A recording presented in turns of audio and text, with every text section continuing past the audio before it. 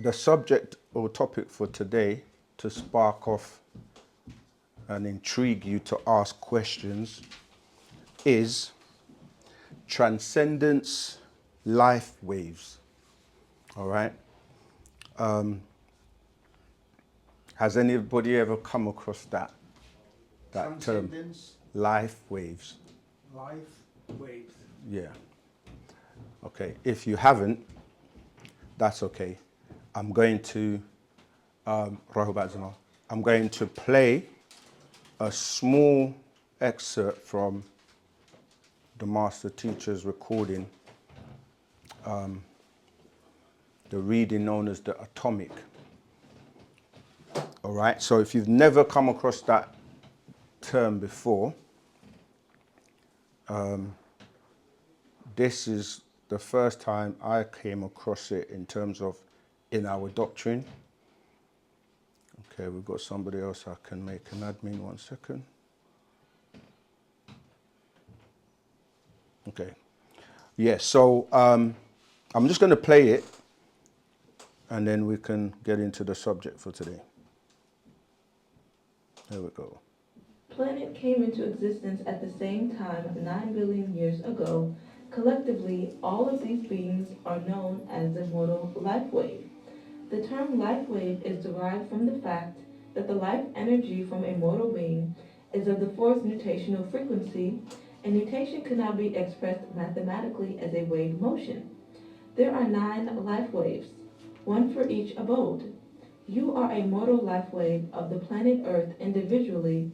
You are known as Pa Zatut, the Self. The word Zatat in this usage is always capitalized, and at any given time, approximately 1/4 of the human Zatat selves assigned to this planet are incarnated into physical bodies or vehicles. Most of you have incarnated almost 9,000 times. Question: yet why, Master Teacher? Answer: well, that is because when your life wave was brought into existence, every Zatat among you was absolutely ignorant, having come from the Sirius star system, and lived beneath the water as sirens for millions of years before a great tsunami cast most of you from the Indian Ocean onto the dry lands and swamps of South Africa. And you had to learn your new environment. You knew nothing of land living, yet you had certain unique gifts which were designed to make you learn inherent in all. Zatut-U is mind, a power of the fourth abode of existence. In this respect, you were created in the like beings as Pa Muntaru Nataru, the overseers, deities. The qualities of mind are memory, desire, will, curiosity, consciousness, conscious, creativeness, intuition, emotion, and sound right reasoning. Granted these mental endowments, your task is to learn everything there is to be known about the 4 lowest abodes of existence, and naturally, one cannot be expected to start at the top when one is totally ignorant of the new environment and transformed physical body, such as gills transformed into lungs. So the very first task of each Zatat self was to master the most elementary abode of existence, the physical abode. And this is what had to be done and is still ongoing. So you have to be born and reborn to master this abode, and that is why I came down here with the right knowledge, right wisdom, right understanding.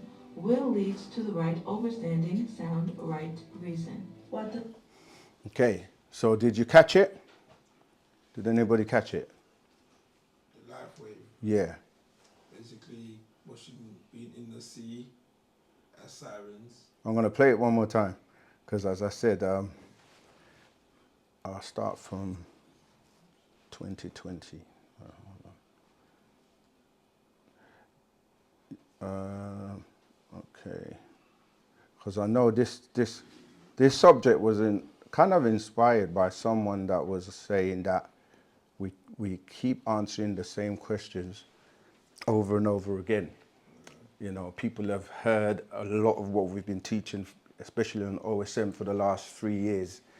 But people that say that sometimes don't recognize that other people are new. So you kind of have to go over old material that may be basic to someone, but to somebody else, it's not. So this, let me play it one more time. So remember, the title for the class is Transcendence Life Waves. All right, play it again. Master Yanan, I do have a question for you on what you just ended with. Answer. Okay, what is it? Question.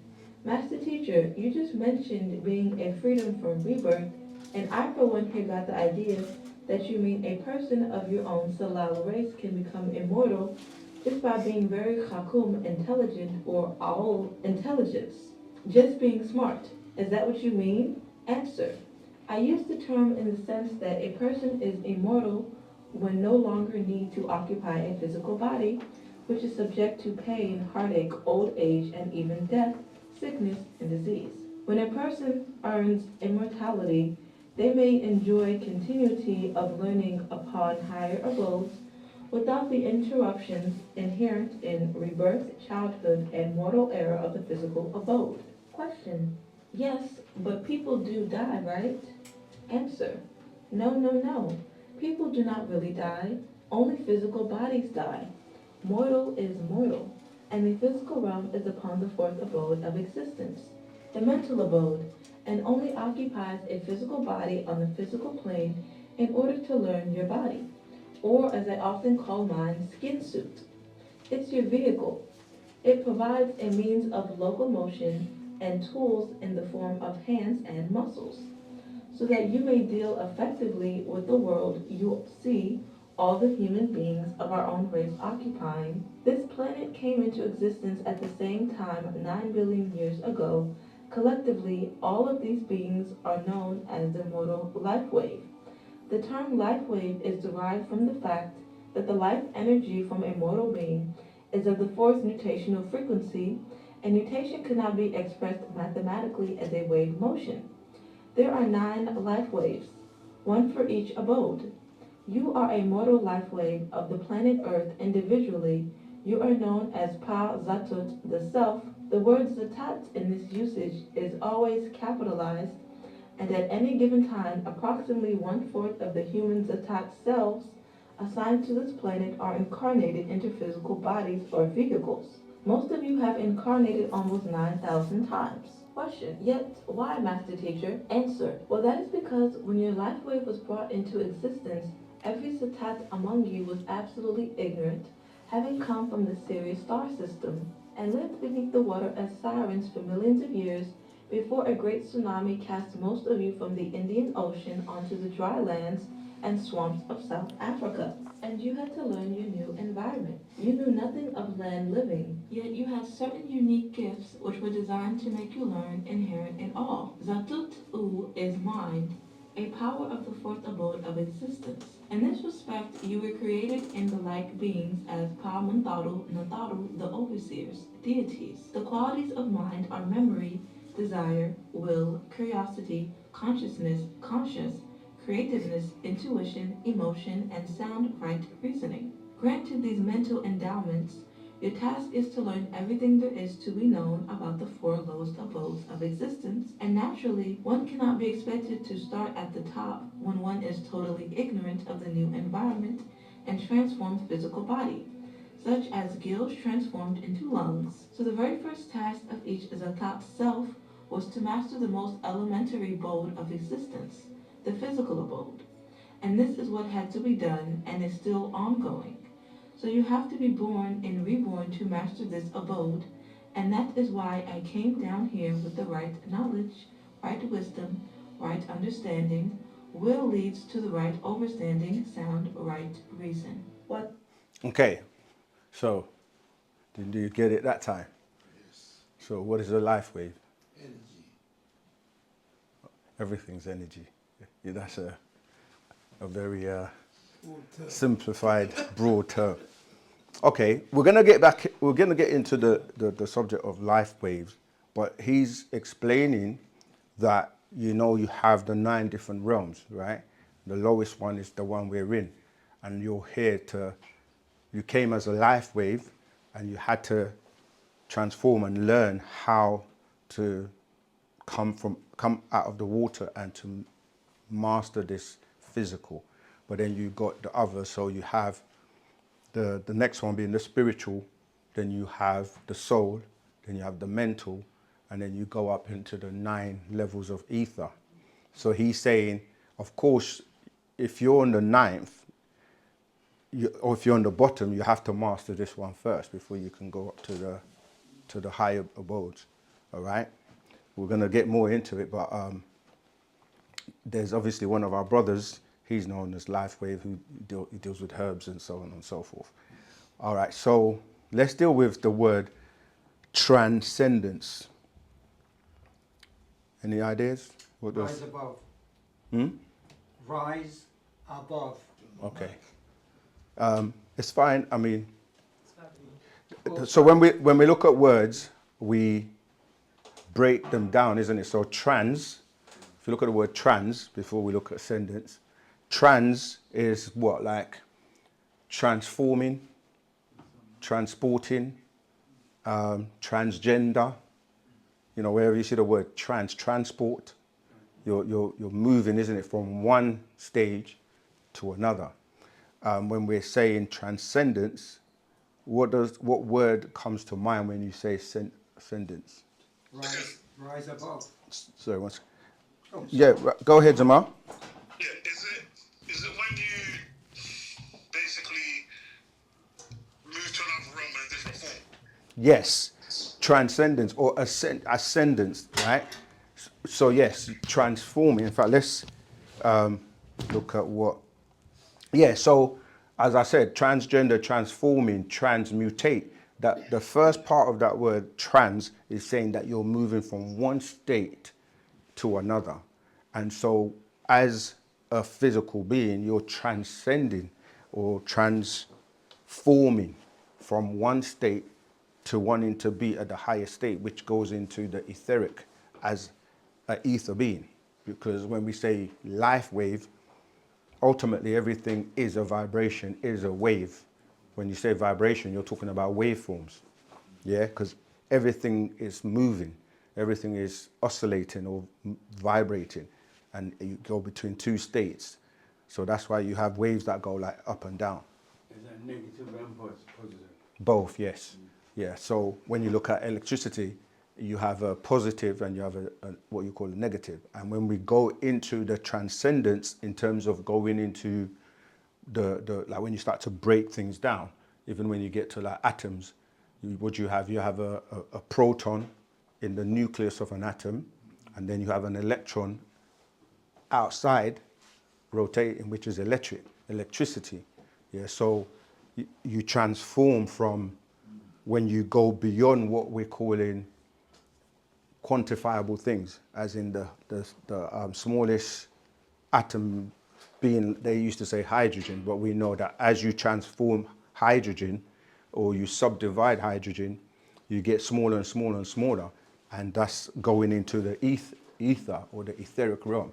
So yes, you're transforming yourself from being a physical being to becoming the supreme being, like the master teacher himself. That's why he said he came down here so that he can come and teach us how to do this. Okay, so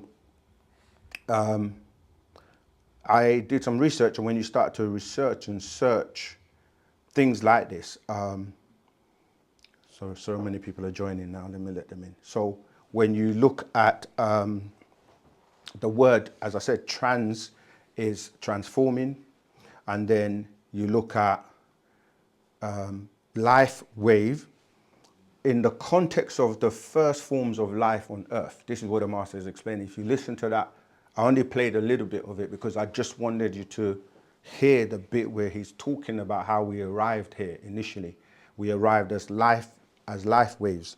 All right, so in the first forms of life on earth, the term life wave is most commonly referred to.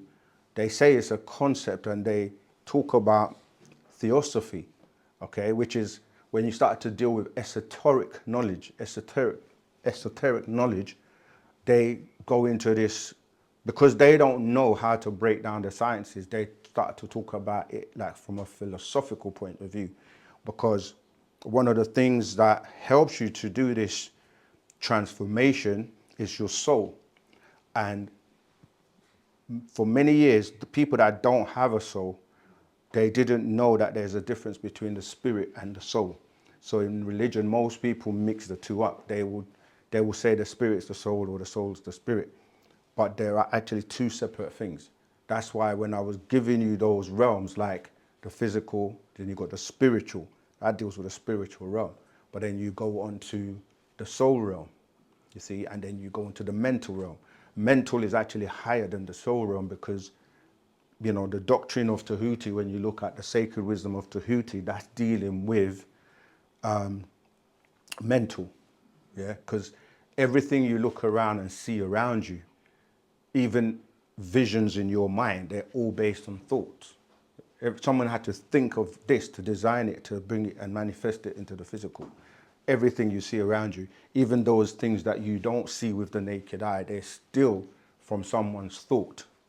And the word Tahuti is thought. That's why they say Thoth. And they name him Hermes, and they say he's 3 times as great. Yeah, because it's his mind as Ptah.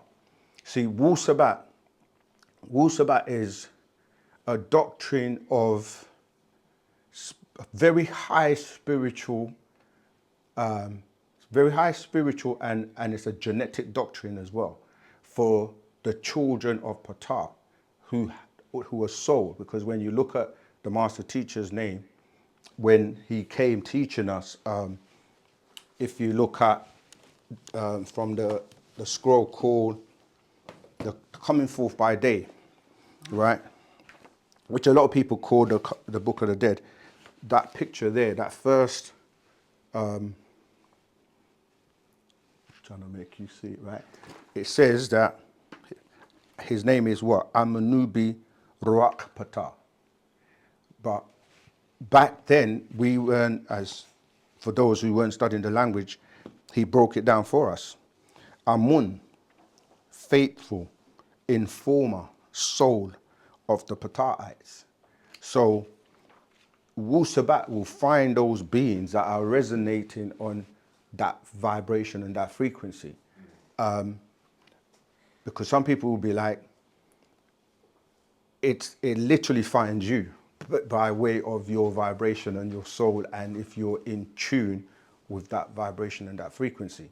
Now, other people may like it, get involved, but they will not go all the way or be able to like stick all the way, because if your genetics are not aligned with it, let me make it simple. It's like if you play music, like soul music, right? You can have a soul record and it's really for beings that love soul or have soul, but other people might like it. But even though they like it, they won't resonate or won't take it as far or as deep. So this is what I'm saying, that the master teacher as Ptah, the soulful informer of the Ptahites, he's here to find a particular seed.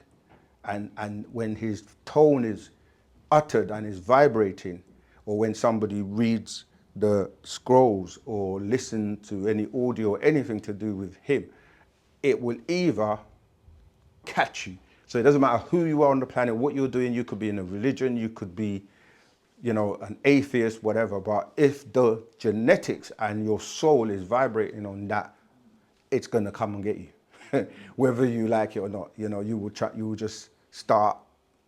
Once you read a book, that's it. You get what we call a DNA explosion, and then your journey begins. And you have to then start to seek out the master teacher, because he's the one that has reached you with that tone.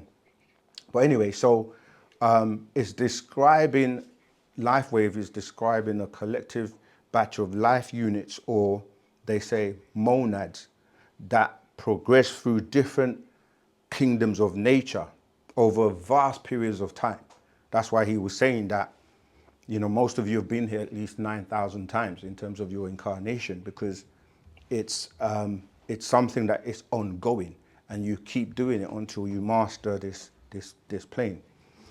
Okay, so according to esoteric teachings, they say that life does not emerge as a single isolated event, but moves in successive waves through different stages of existence.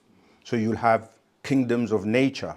So a life wave is said to evolve through several kingdoms, 3 elemental kingdoms, followed by the mineral, plant, and animal kingdoms. eventually reaching the human stage, right? Then you have the human life wave, which is the current wave of life inhabiting Earth. It's often referred to as the human life wave, which has previously, here they use words like ensouled the animal, plant, and mineral stages in earlier life cycles of existence, right? So meaning that when you start to look at the holy tablets and look at what the master's teaching us, that we all came from gas pockets, yeah?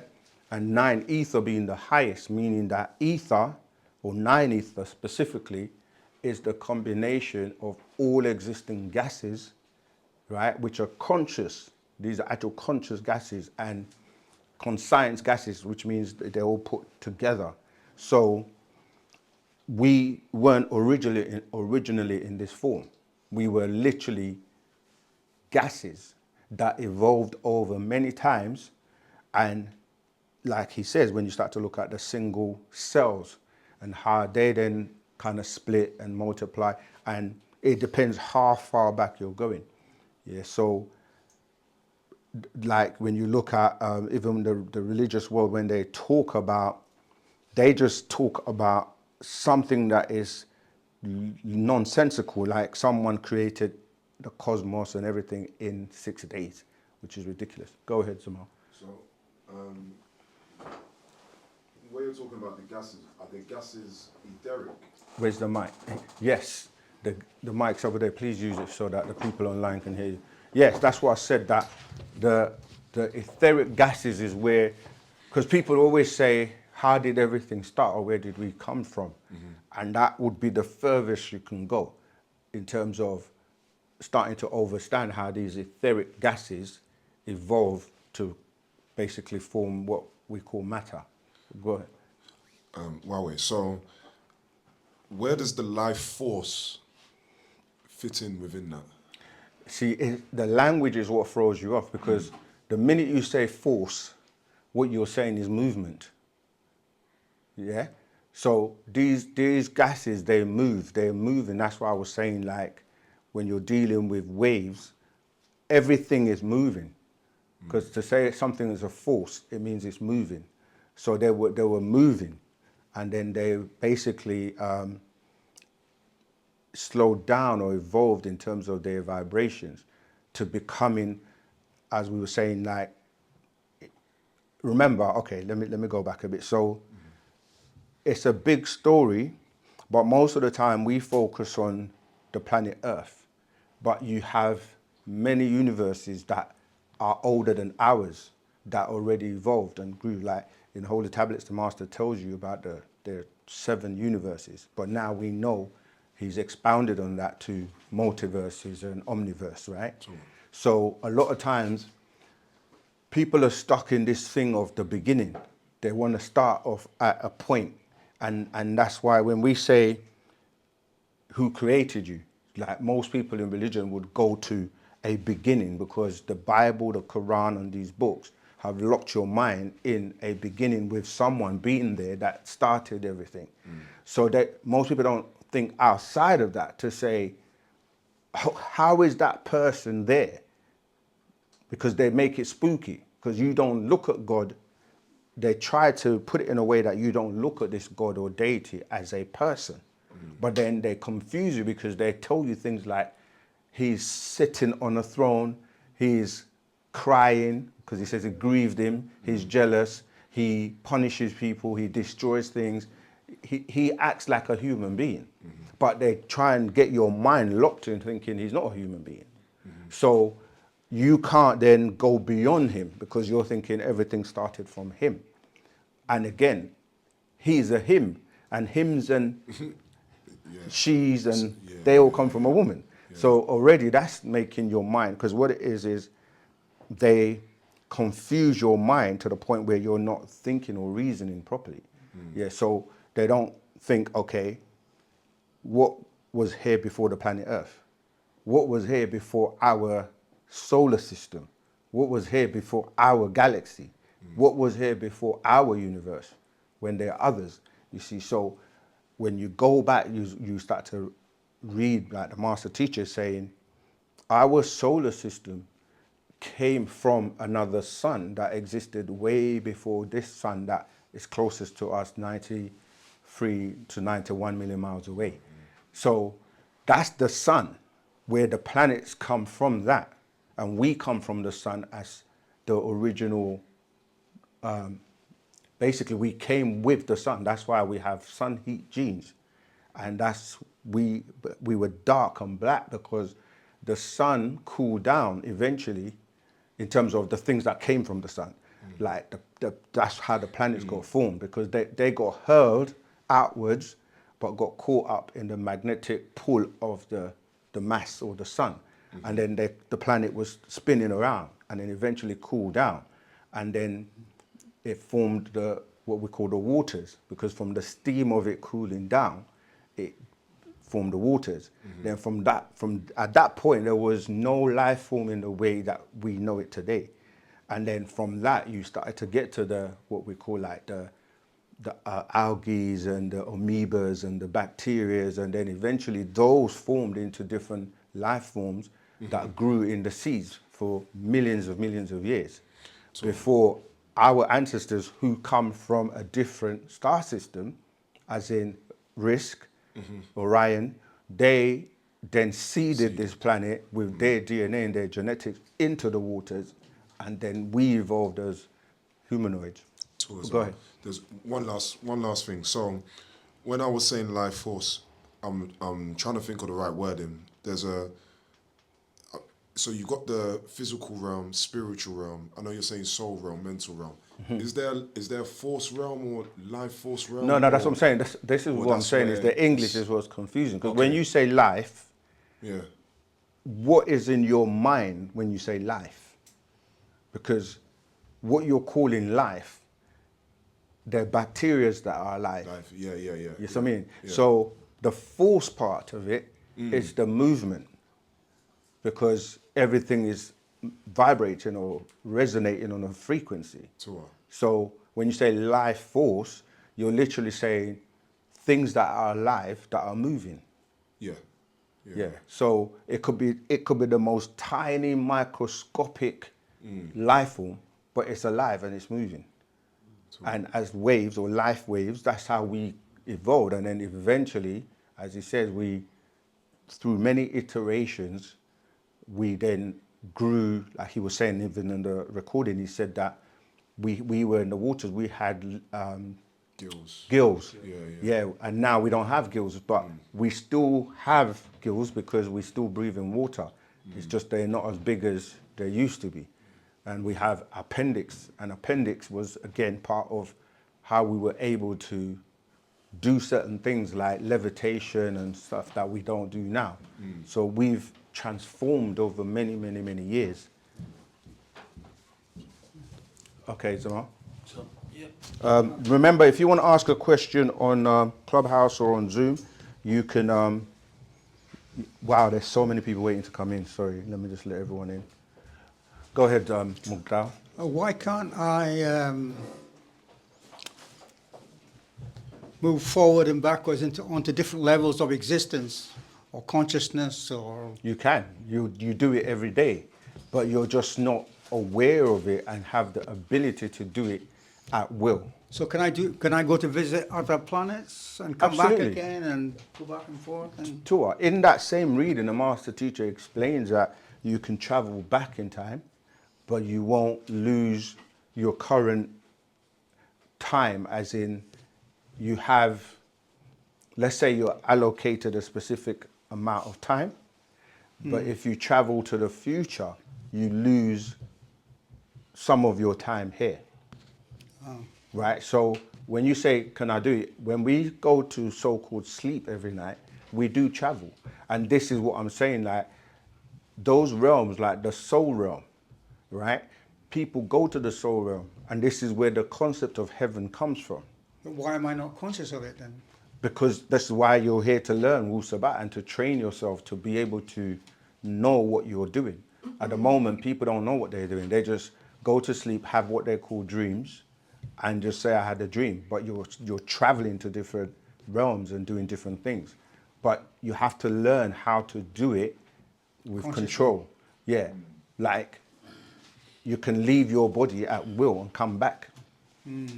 People call this astral projection, or some people have sleep paralysis where, you know, they're not within their physical body at that time, but they come back, and as they're coming back to merge back, because you have a mechanism, right, called the etheric realm. So to go back to what Kobe was saying, you are connected to your oversoul or your higher being by an etheric cord, and you're connected to your etheric parents by that cord. So when you leave your body, it's not like if it gets severed or cut, then you won't get back. And this is how people then don't wake up, because if that etheric cord is severed, you can't come back.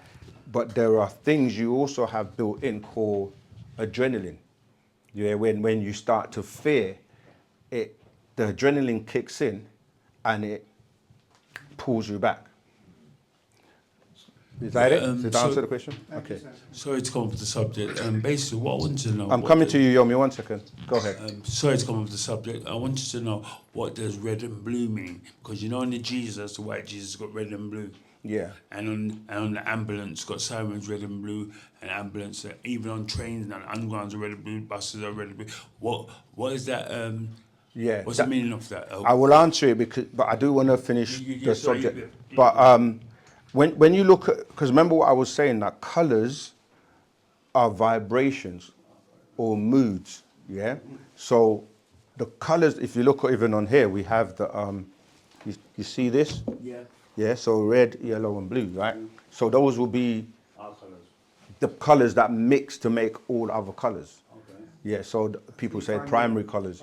Right, so when you're seeing things, all you're seeing is light that is at a resonance frequency that is slowed down to give you the different moods. That's why you can turn sound to light and light into sound and sound to colors, because they all relate. So going back to what we're saying in terms of waves, that's what it is. Waves are vibrating at a different frequency. Now, what happens is those colors then tie into what people call your chakras.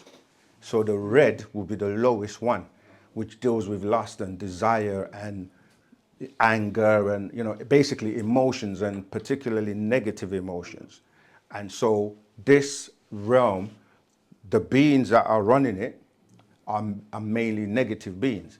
So what they do is they project a lot of that energy on the planet and they use 6 ether. And when you look at the word 6, S-I-X, you can change the I, because vowels are interchangeable, right? So you can change the I to an E and it becomes sex. And sex is how they produce negative beings on the planet. If you're not in tune with what's going on and you just like doing it from lust. Yeah, so why do they want that to happen? Because they want food. They see humans as food. So they're trying to breed as much humans that can be food. And that's humans that are not raising their vibration, because when you go from the red and then you go up. Yeah. The heart seat is green, yeah. And then you start to go to the violet, and then you go into darkness or the black, because black is the combination of all the colors together. When you look at blue now, blue is a fast moving color in terms of frequency. And they utilize these two, as you said, with like the police lights, which tie into the Pleiadians or these negative beings, because they have blue eyes. And if you remember, when you've been afflicted and you are afraid, you don't look at people in the eye. So that's what they were doing. Like if you go back to slavery and so forth, the slave master would not allow you to, if you look at them in the eye, because when you look at somebody in their eyes, they say the eyes are what? The windows to the soul. You see, so if you're soulless, you're not going to see any emotions. And this is why they're not in tune with empathy, because your soul is what allows you to have compassion, empathy, and to feel on a higher vibration. And that's what we are trying to do, to tap back into the soul. A lot of people have lost their soul, or their soul is not activated because they're now imitating or mimicking soulless people. Yeah, so it's a very important point in terms of the colors and the vibration and the frequencies. What is our aura color? What is our color for Nibiru? You have a combination of all the colors depending on your mood. Yeah, okay. Yeah, so you know, in our book, this Fast Track Your Spiritual and Conscious Journey. In fact, I'll just quickly give it to you. No, it's fine because it does tie in, but I do want to touch more about the life wave. But yeah, on page 64, I give you the colors, right, in terms of the vibration. So you have red, which projects or encourages desire and evil. Blue is a highly spiritual mood. Yellow reflects intellect or a total state of consciousness. Green is the most divine mood that's reflected from the heavens or the mental plane. Then you got black reflects supreme balance. White is a state of purity of mind and soul. Brown and grays are very negative moods. And so when you look at the chakras, as you call them, you get the 7 that most people teach you about. But we have the 2 extras, 9 ether being. Black represents supreme balance, or That's right. Is the black a good color, good positive color, or? Yeah, because everything comes from black. Yeah, because remember, even in the Bible, they tell you by saying God said, let there be light. So that means he was in the state of darkness. Now they talk about dark matter as they're trying to figure out what they call the God particle, yeah, which goes into these waves, and they give them all sorts of names, but they're trying to figure out what exists in that state. We want to wear a color on that day journey. Will we wear black or white? What's the spiritual color? We can wear any color, Any because that's what I'm saying, that all the colors come from black. However, if you notice, they make black a negative color. So when you go to funerals, everyone's wearing black. It's all morbid, and the bad characters in movies used to wear black. The good characters wear white. You have the words that relate to like negative stuff, like blackmail, blacklisted, blackboard, Black Friday, and you can keep going. And then white, on the other hand, relates to someone that's pure as a virgin getting married, you know. So, but that's done intentionally because they then name people on the planet black and white, which is not really. So, one but more question. yeah, I'll take one more before we get back to the subject. What sort of music should we listen to? What's the right music to listen to? Gospel, reggae, what sort of music? You know what? It's not about the genres, because somebody created the genres. Because music is music. Good music is good music. Bad music is bad music. It doesn't matter if it's gospel, hip hop, rap. There's good music and there's bad music, and it's based on the vibration and the frequency of the music. Of course, the most natural instruments used to give you the most kind of harmonious music. But remember what I said, that the people that run this abode, the physical abode, that want to keep you agitated, they took away all natural instrument music and replaced it with analog digital, because again, it's a very dead vibration. All right, but let me carry on with the light waves, and then we can take questions. Oh yeah, sorry, go ahead, Yomi. Yeah, go on. Okay, thank you. Basically, I have a few questions. You said we've been reincarnated up to 9,000 times. Can we recollect some of our memories when we reincarnate, firstly? Also, I know we reincarnate within our bloodline, but do we always come back as the same sex? So if it was males, we come back as males all the time, we come back as females? And then lastly, in terms of, you said that we'd be able to levitate and things of that nature. Will it get to a point where we evolve and be able to do those in the future, in the far future, be able to do those things again? Yeah. That's my question. Yeah, trying to remember all 3 of them. That's why you're being taught. We're being taught these things, and you have to be somebody that is a worthy student, right? Yeah. So if you want to know and learn something, I see your hand, Liz. I'm coming to you, right? So if you want to learn these things, you now have a supreme being amongst us, Partner Babianun, Dr. Malachi Ziyok.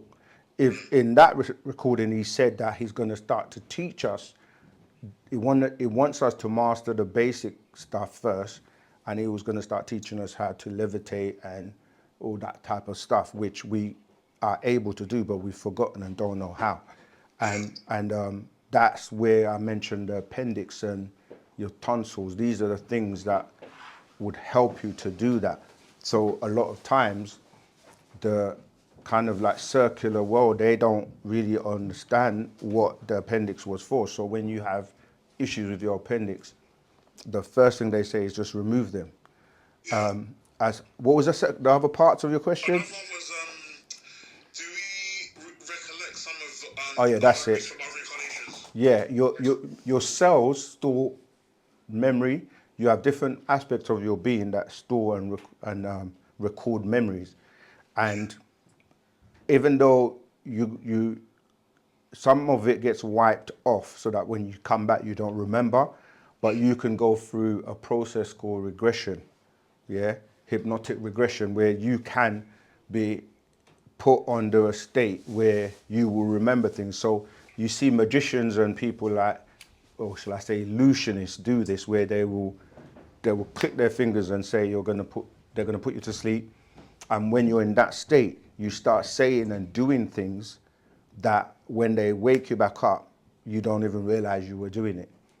And that's how they're able to, people that get abducted, for example, by extraterrestrials, they do that. They put them under hypnotic regression so they can recall and go back to the memories of what happened. Because remember, when extraterrestrials abduct people, one of the things they do is to try and make them forget the abduction. And so they wipe their memories, but sometimes it doesn't work on everyone. So it's just like when you're being operated on in the hospital, some people can react to the, what do they call it when they... Anesthetic? That's right, the anesthetic, and not everyone does. Some people will still feel the pain. So... If they don't react, if the wiping of their memory isn't complete, yeah, it what means... does that mean about that being? Do they have to lose their soul in order to strengthen their mental?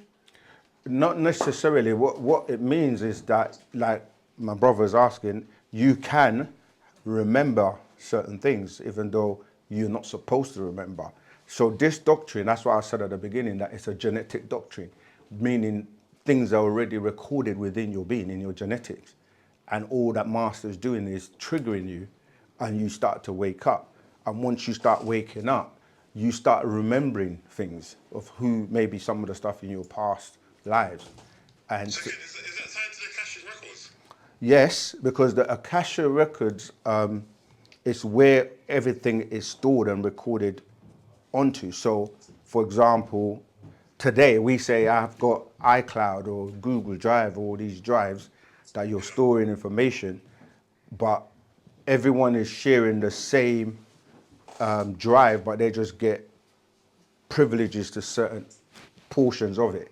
So this is where the mental reservoir and, do you know what I mean, other higher levels of information in terms of access, where the master is able to access all those 9 levels.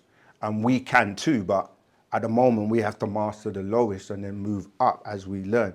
So the mental alone, like, you know, learning about your mind and how to utilize it properly. But to answer your last part of your question, yes, you do reincarnate in your bloodline. But do you always come back as a male if you was born a male? Or do you No, come back as female? you can come back as a female. Really? Yeah. Because the thing is, the body is just a skin suit. That's what the master was saying, like when the question was asked, do you die? And he was like, no, you don't die. You only use this body in this physical environment for locomotion, because without having to use your hands, your legs and move around and do things physically, you wouldn't need a body. So when this body goes back to the elements where it came from, you can still exist as a disembodied being, right? Spirit, soul, mental. So would you, you know, they say you choose to come here, right? Just like you choose your parents. So say you came like as a male, would you then say, okay, I choose to come as a female next time? Is that a choice kind of thing? No, it depends on what you're coming here to do. right? Because you've got many chances to master this realm, right? Yeah. So you're really supposed to experience everything. There's a movie actually called what's it called? You guys have taken me off subject, but there's a movie called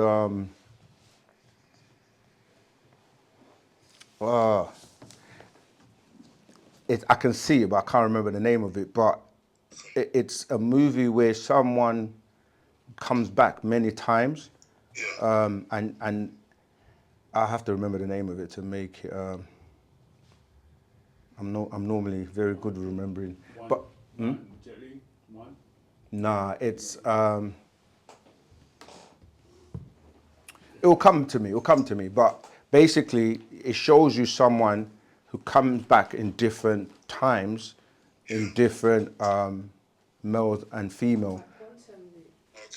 No, what's it called? It will come to me by the end of class.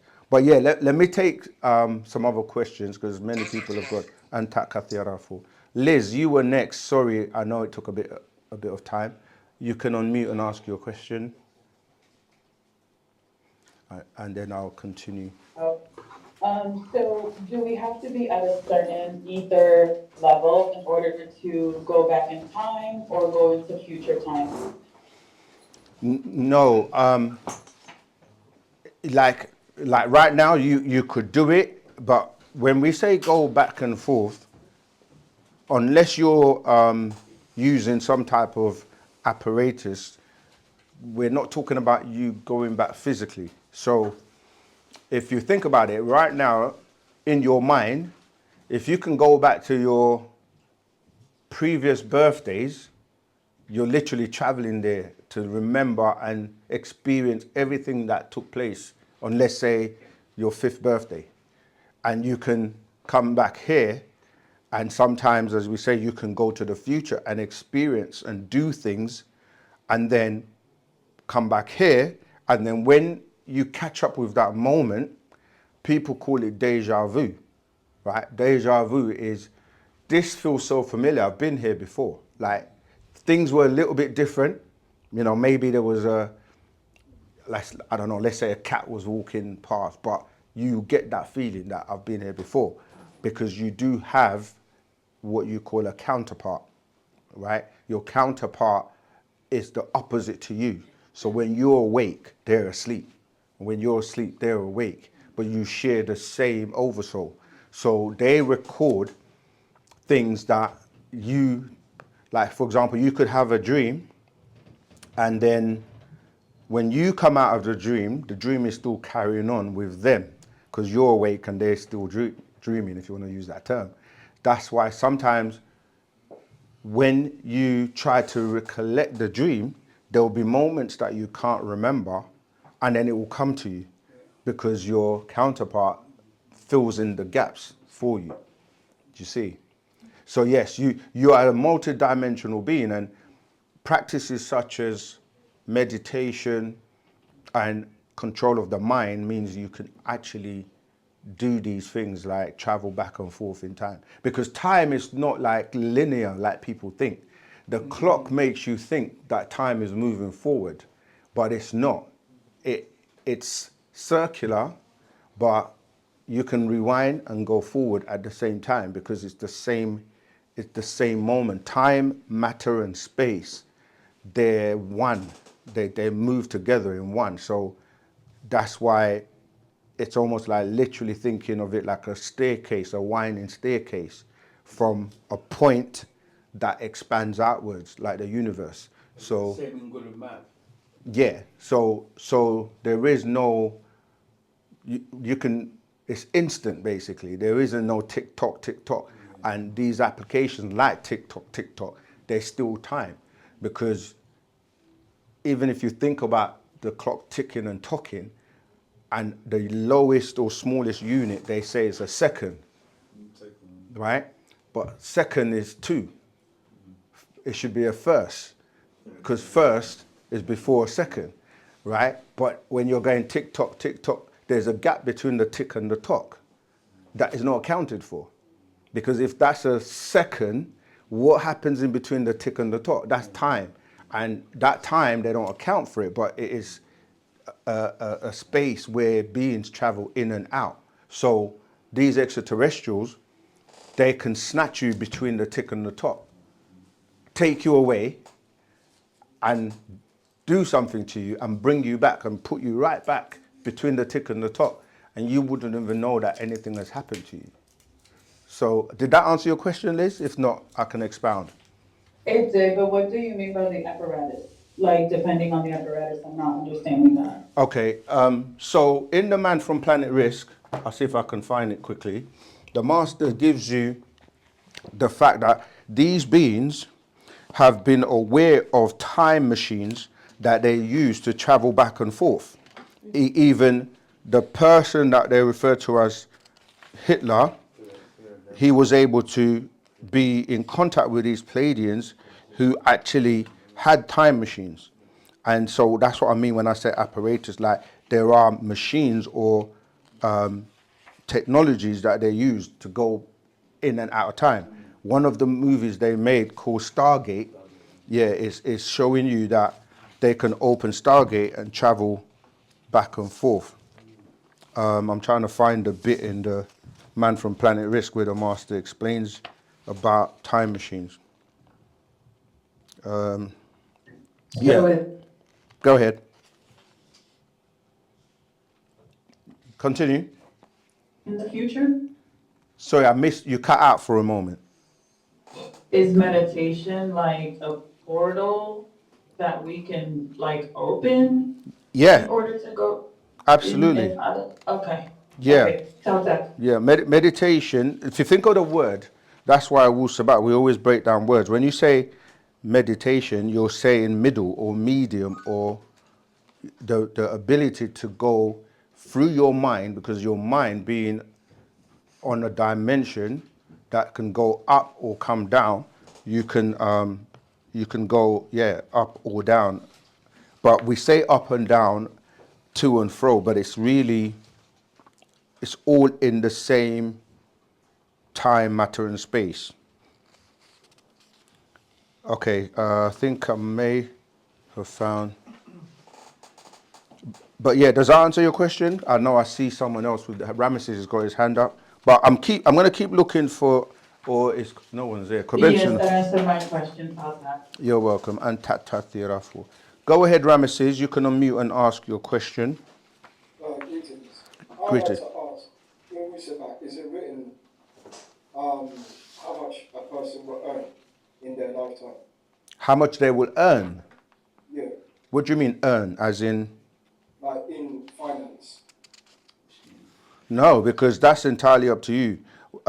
Money in the terms of, if that's what you're calling earning, is a construct, because we live in a day and time where if you know what you're doing, you can earn millions on the internet. You can earn billions if you know what you're doing. So it's a good question in the sense that the way people look at finance in terms of exchanging time for money, doing a 9 to 5, that's becoming quite a thing of the past, especially with AI and all these technologies where, you can make and earn. There's no limit to, unless you're working for someone who restricts how much you can earn, you are able to. We're living in a time of abundance. It's just people are not aware or have the know-how to utilize the tools to do what they have to do. So there's no limit as such. Does that answer your question? Yes, and also, like the Zaire president, Mobutu. Okay, that Idi Amin. I'm listening. Would you say he's a child of Nana? Well, not really, because if you're talking about a bloodline, he's not of the bloodline of Nana. But I don't know if you're looking at it in the sense of, are you saying like, did he do something disagreeable? or agreeable, because agreeable and disagreeable is subjective to the person that's on the receiving end, meaning that to someone who, for example, utilized slavery for their benefit, that was agreeable to them. But to the people that were subjected to the atrocities of the acts during that period, to them it's disagreeable. But if you don't have any compassion or empathy or soul, if you're just looking at it purely from a monetary point of view, like slaves were used to make money, that's how they saw it. And it was property to them, even though, you know, the people that were going through it, it was horrific. So, but you have to think, if someone doesn't have that emotion, and to them, they don't feel anything, you know, unaliving someone doesn't mean anything to them, then to them, they're doing something for their benefit. That's the same thing that's going on the planet right now, where people will go to other territories and just wipe them out to take over the land just because they want it. So yeah, it depends on what you're seeing as agreeable and disagreeable. And when the same people that may inflict the same disagreeableness on others, when it happens to them, they'd look at it like, oh, that's terrible. Another example is like humans, what humans do to animals. We would say it's fine because I want to eat you, so I'm allowed to come and unalive you and eat you. We don't think any moment how that, whatever it is, whether it's a goat or lamb or whatever, that it has offspring and has a family. So you're not thinking about that. You're just thinking, I want that because I want to eat it. And we do to animals what other higher extraterrestrial beings do to us, because they look at us as barbaric and animals. That's why the master is here, to raise your consciousness from being an animal, because you have an animal nature and you have what you would call your God nature, or the Natharu as our ancestors. Go ahead, sister. Can someone pass the mic over? I've got some questions in the chat on Zoom I'll take in a minute. But go ahead. Greetings. Greetings. Just going back to what you were saying about the different realms. Mm-hmm. I was just thinking, is there a difference between the mental and actual thinking? Yes. Right? So. And the second one, because I'm thinking that, okay, if you don't have a soul, mm-hmm. and all these inventions are in the world, mm-hmm. can they access the mental realm? Well, yes, they can, but let me answer the first part. Thank you. So thinking is the lowest form of reasoning. So this is why in our doctrine, the master says he's come to teach us right knowledge, right wisdom, and right understanding, so we can learn sound, right reasoning, right? So thinking, even though people think they're thinking, they're not actually thinking, because if someone else is putting the thoughts in your head and you're reacting to those thoughts, you're not actually thinking. So suggestions like social media or the media, or following somebody that has been following somebody for years, that's not you thinking. That's like, okay, you ask a question in your mind, where do I come from? Someone says to you, oh, God created you, and you just accept it. That's not thinking, because all you're doing is accepting a belief, right? But if you start thinking, it will lead you to reasoning it out, because there's like 3 tests you can use to see if something is true or not. So the 3 are evidence, reason, and experience. And sometimes you don't need all 3 to get to the bottom of the truth. Like someone can tell you something and you reason it out, even though you've never experienced it, you'll be like, that doesn't make sense. This is where it now ties into your higher abilities, which is telepathy, intuition, psychometry, and clairvoyance, where you can, once you raise your vibration, you know something. Intuition is the ability to know something without even processing it. right? And telepathy is the ability to communicate mind to mind with anyone in the cosmos.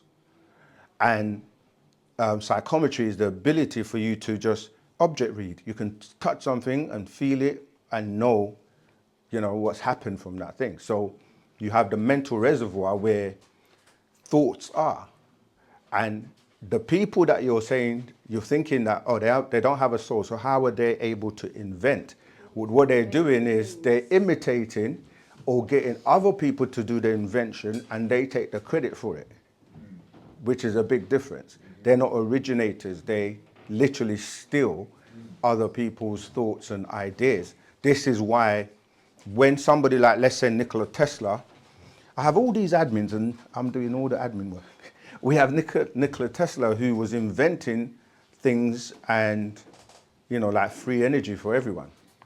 But those who didn't want him to provide that free energy for everyone would be like, we're making money from charging people to pay for electricity, for, you know, all the energy. So we don't want you to do that and let everyone have free energy. So what happens? He ends up disappearing, and then they take all his papers and all his inventions, all the notes, and you never hear of it again. And you can go through many people like that who had the inventions that they just disappeared and they didn't bring it to the world. But we're living, this year is the year of disclosure or exposure. So everything is being exposed. It's no coincidence that all the stuff you're hearing in the news about the reptilians, all of that is, everything is being exposed. You know, Snoop Dogg came out with a song with and Rays. Yeah, so we're in a day and time where whether people accept it, like it or not, the truth is being exposed. Now, the difference is the master teacher was doing that 50 years ago and documenting it in all these books. I don't have any, oh, there you are. Can you look for the time machine in this for me, please? Because, yeah, where the master's talking about people using time machine to go back and forth in the future. But yeah, so sister, did that answer your question? Well, there's a second part to that. Well, I was going to ask about, is there a scroll? Is there a scroll that I could read just to research about the physical, spirituals? I know I'm getting confused. Okay. Because I'm thinking they're all, because I'm here, I've got a spirit, I've got a soul. Right. But maybe... What's confusing you? Well, because he says there's different realms. Yeah, there is. What would constitute the physical realm? Is it just the body without the mind? Okay, so I think, let me try and make it simple. I know I'm getting confused. No, you're not confused at all, because you have all of them. You're able to access all of them at the same time, but at different variations or levels, right? So when I say some people don't have a soul, it's because the spirit is what animates you and keeps you alive, yeah? So animals, trees, rocks, they all have a spirit, but they don't have a soul, you see? So an animal will react off of instincts and mimicking and watching something and then repeating it. And this is what people that are walking around that don't have souls, they are also doing the same thing. So you can get an actor or an actress and teach them how to cry at a moment's notice. So when you're watching the film, you don't see the cut, do it again, and they just start crying and tears is coming out. If you watch how well they perform, you will say, "Whoa!" Personal. Can I cut in a little bit? Yeah. Just let me finish, please. Okay, go Please, on. because we've got a few people before you as well. I speak fast because I've got to get a lot of information out. But That's okay. That's okay. right. So you have a physical body. The dense part of us, this stuff we can touch, is dealing with the lowest material plane or the physical. But within that, you have a spirit. And then if you have a soul that is activated, that's also, like, the simple example is to think about it like an egg. So the shell will be your physical body, the white will be your spirit, the yellow, the yolk will be your soul. And then those interact with the higher realms, which goes into the what we call the mental, and then the mental ties into the etheric realms, yeah? So you are connected to all of them at the same time. The difference is that before you leave this physical plane, where what people say you're dying or being crossover, we say transmute because you can't, sorry, so many people joining, you can't destroy energy. So the physical you, this is what goes back to the ground, because the elements that make up your physical body came from the dust of the ground. How? Your mother was breathing in the dust when you were in her womb as a pure energy being. I heard you say that. Right. I was like, how is that? But when people are in different environments, Mhm. like if it's a contaminated environment, the baby might come out a little, maybe affected by that. Mhm. So I was thinking, yeah, it's true. When you breathe, Right. yeah. Yeah. So the pure part of you that is energy is called the etheric part, or the Etherean.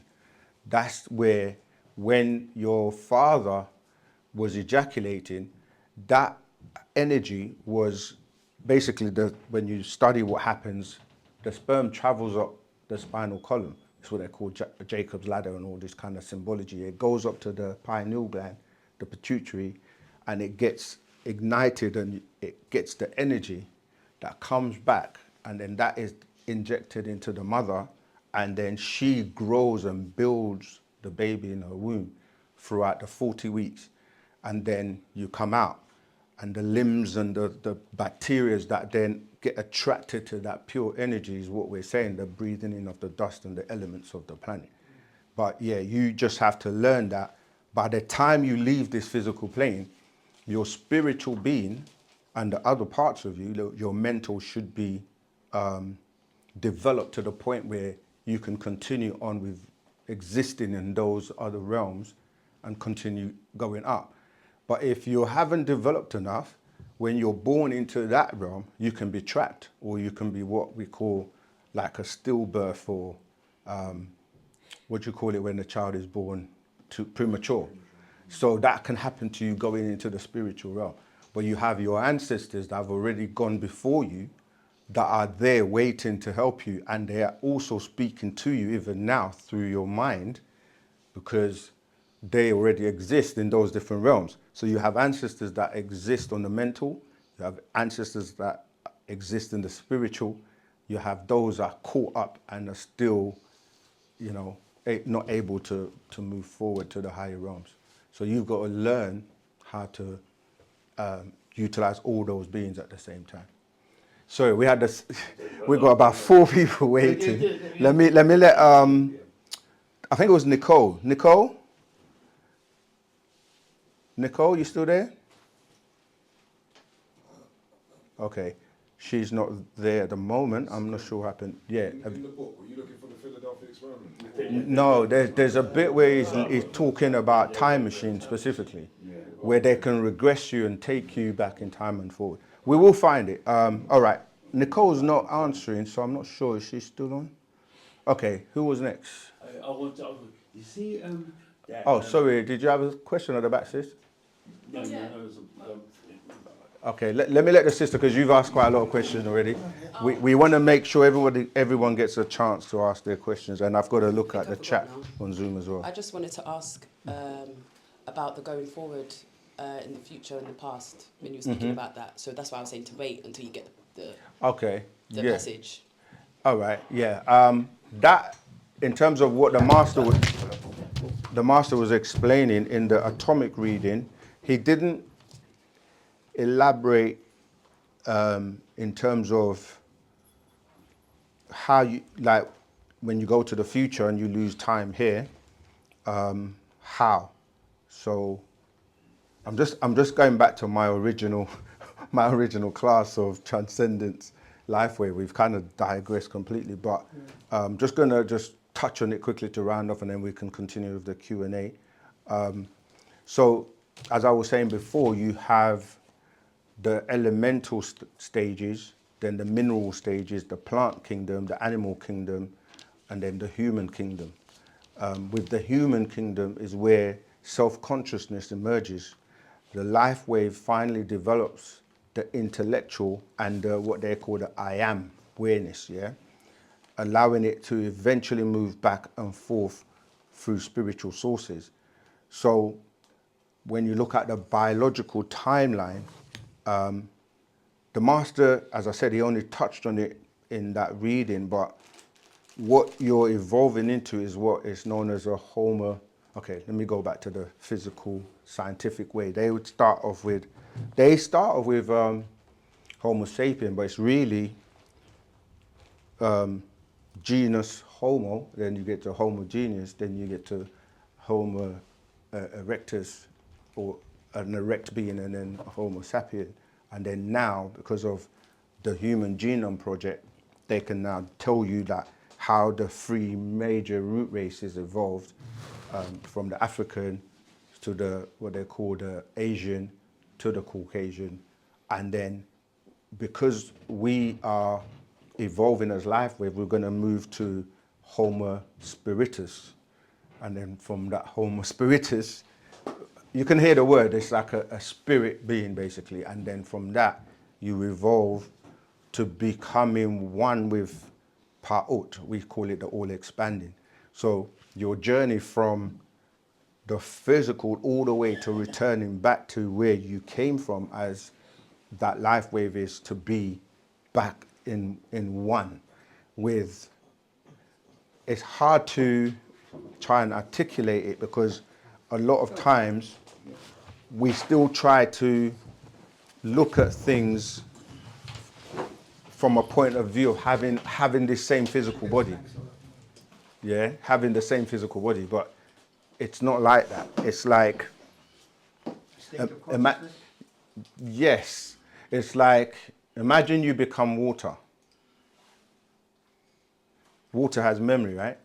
Imagine you become water, but you join with other water and you become one big pool of water. I'm just using water because it can make you kind of like not think about it like you're separate and you have limbs and hands and all of that. And it's the same with elements. So you can become electricity, you can become, for lack of a better word, fire. You can become elements, air. So air is intelligent, water is intelligent, because water can be very peaceful and calm. You can sit and meditate, but that same water in an instant can become a tsunami that can wreck and destroy things. So collectively, we're returning back to being one, Pa'ut. And the journey, when you first get to that stage, you're at the outer rims because you're working your way to the center to becoming one. And that's a lot for people to comprehend. Go ahead, sis. Is it, and all the, Yeah, because we want people online to hear you as well. Oh, you know what? I should be checking this TikTok. People are helping me. This reminds me of the movie Lucy. Yeah, you're right. Because Lucy, oh, that's such a great point. I missed the person who said that. Yeah, if you watch the movie Lucy, that's what she was doing. And there is actually a movie called Transcendence as well, which, let me see if I can find it. Yeah, so thanks for that. Yeah, Lucy, she was evolving to a being that was able to use her entire, this is another thing. When we say people only use 10% or less than their brain, sometimes we need to clarify that. You do use all your brain, but, or shall I say your whole brain is active to be used, but there are aspects of it that you have to activate and then set things in motion so that the synapses start to communicate, you know, the neurons between each other. So the more you study, the more you read, the more you activate parts of your brain, then they activate others and it sets a chain reaction. So you can get to the point where you can use your entire brain once you start to activate different parts. Go ahead, sis.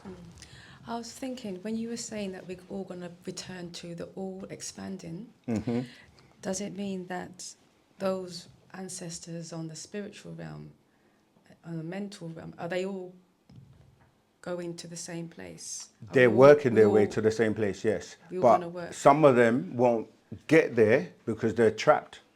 They didn't have the that's information that you have, and they're your ancestors that are waiting for you to help them continue their journey. Because I was thinking, what about those people who were born before 1945, before they knew about WU-SABAT? How are they going to... Yeah, Get everything is evolving, and like I say, there are different levels or states. So some people will only go so far because they didn't have the information. Others may go all the way because the way they were judged wouldn't be based on WU-SABAT because they didn't have it.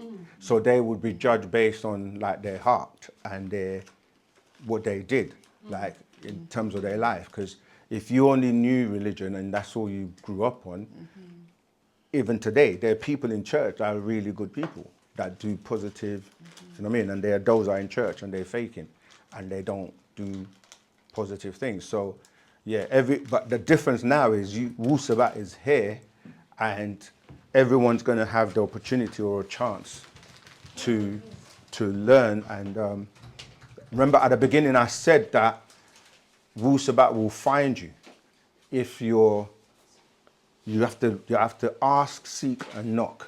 You have to want it. It has to be in your DNA. It's something that when you hear it and it makes sense, you resonate with it. Regardless of what anyone else is telling you, if it captivates you, your being, you're hooked. And then you go on the journey of learning more and finding out more. Right. Okay, let me take some questions. Oh yeah, I want to share my screen to show this movie I'm talking about. Wait, it's stand upstairs? Yeah. Because we didn't get the projector working, so people can't see. Sorry, let me just do one thing at a time. Okay. Rita, you've got your hand up. Please unmute and ask your question whilst I share this. So those online, this is the movie I'm talking about called Transcendence, which shows someone that, I won't spoil it, but basically he transcends, but in their world, I will spoil it if I tell you that, so I won't. But actually, you can still watch it. They take his consciousness, because they've learned how to, there are many movies that show you this, they take his consciousness and put it into a computer, like AI and stuff, and then he basically, like the movie Lucy, he's able to be everywhere at the same time because he gets uploaded into what we'll call the internet today. But it's still a good movie to watch to express transcendence on what I'm talking about. There are people waiting to come in. Let me just let them in. All right, someone had a hand up? Oh, Rita. Rita? Yes, Rahubat Kiss again. Rahubat. So I had a question. You were talking about these chakras and the meaning of the colors of the chakras. Right. I was wondering if someone, I had a photo taken of my aura. Do the colors in the aura match the meaning and the colors of the chakras? Sorry, one more time. I missed, I was distracted. Okay, no problem.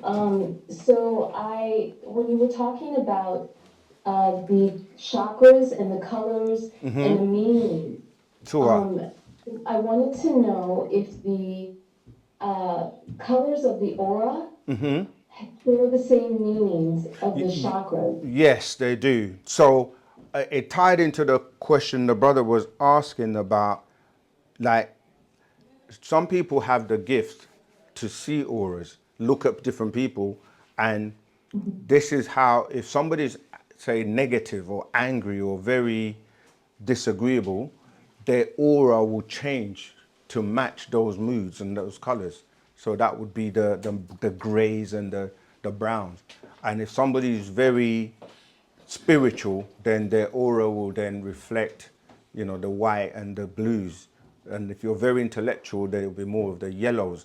So at any one point, the combination of your moods of how you're thinking. So if someone is a very lustful person, they're going to have a more of the red auras. So it changes all the time depending on your thoughts and your mood and your vibration.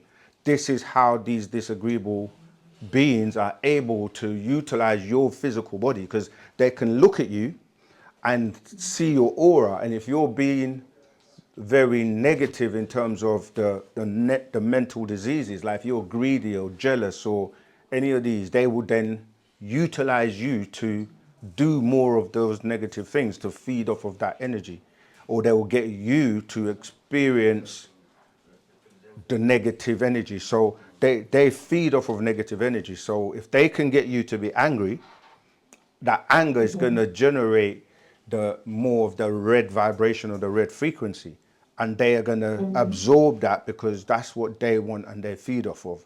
So on the planet, they create things like competitions amongst people, because a competition means that someone's going to win and someone's going to lose.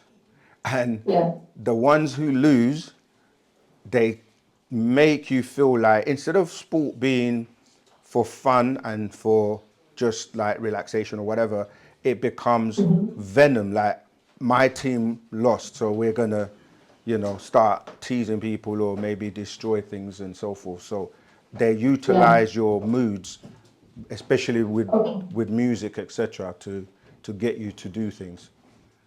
Yes, okay. And also I've noticed, like, in the movie industry, and just as an example, like the movie The Devil Wears Prada, they are using red. So Right. Red and black and all of that. And so, yeah. Think about what you just said, right, with the red. Father Christmas wears red. Oh, fine, thank you. Okay, thank you. Yeah, Father Christmas wears red. Coca-Cola is red. If you look around the room, anything that's got red, like warning signs, they're red. It's all colors that are agitating. The traffic lights are red, which means stop, don't go. The green, which is the agreeable one, means you can go.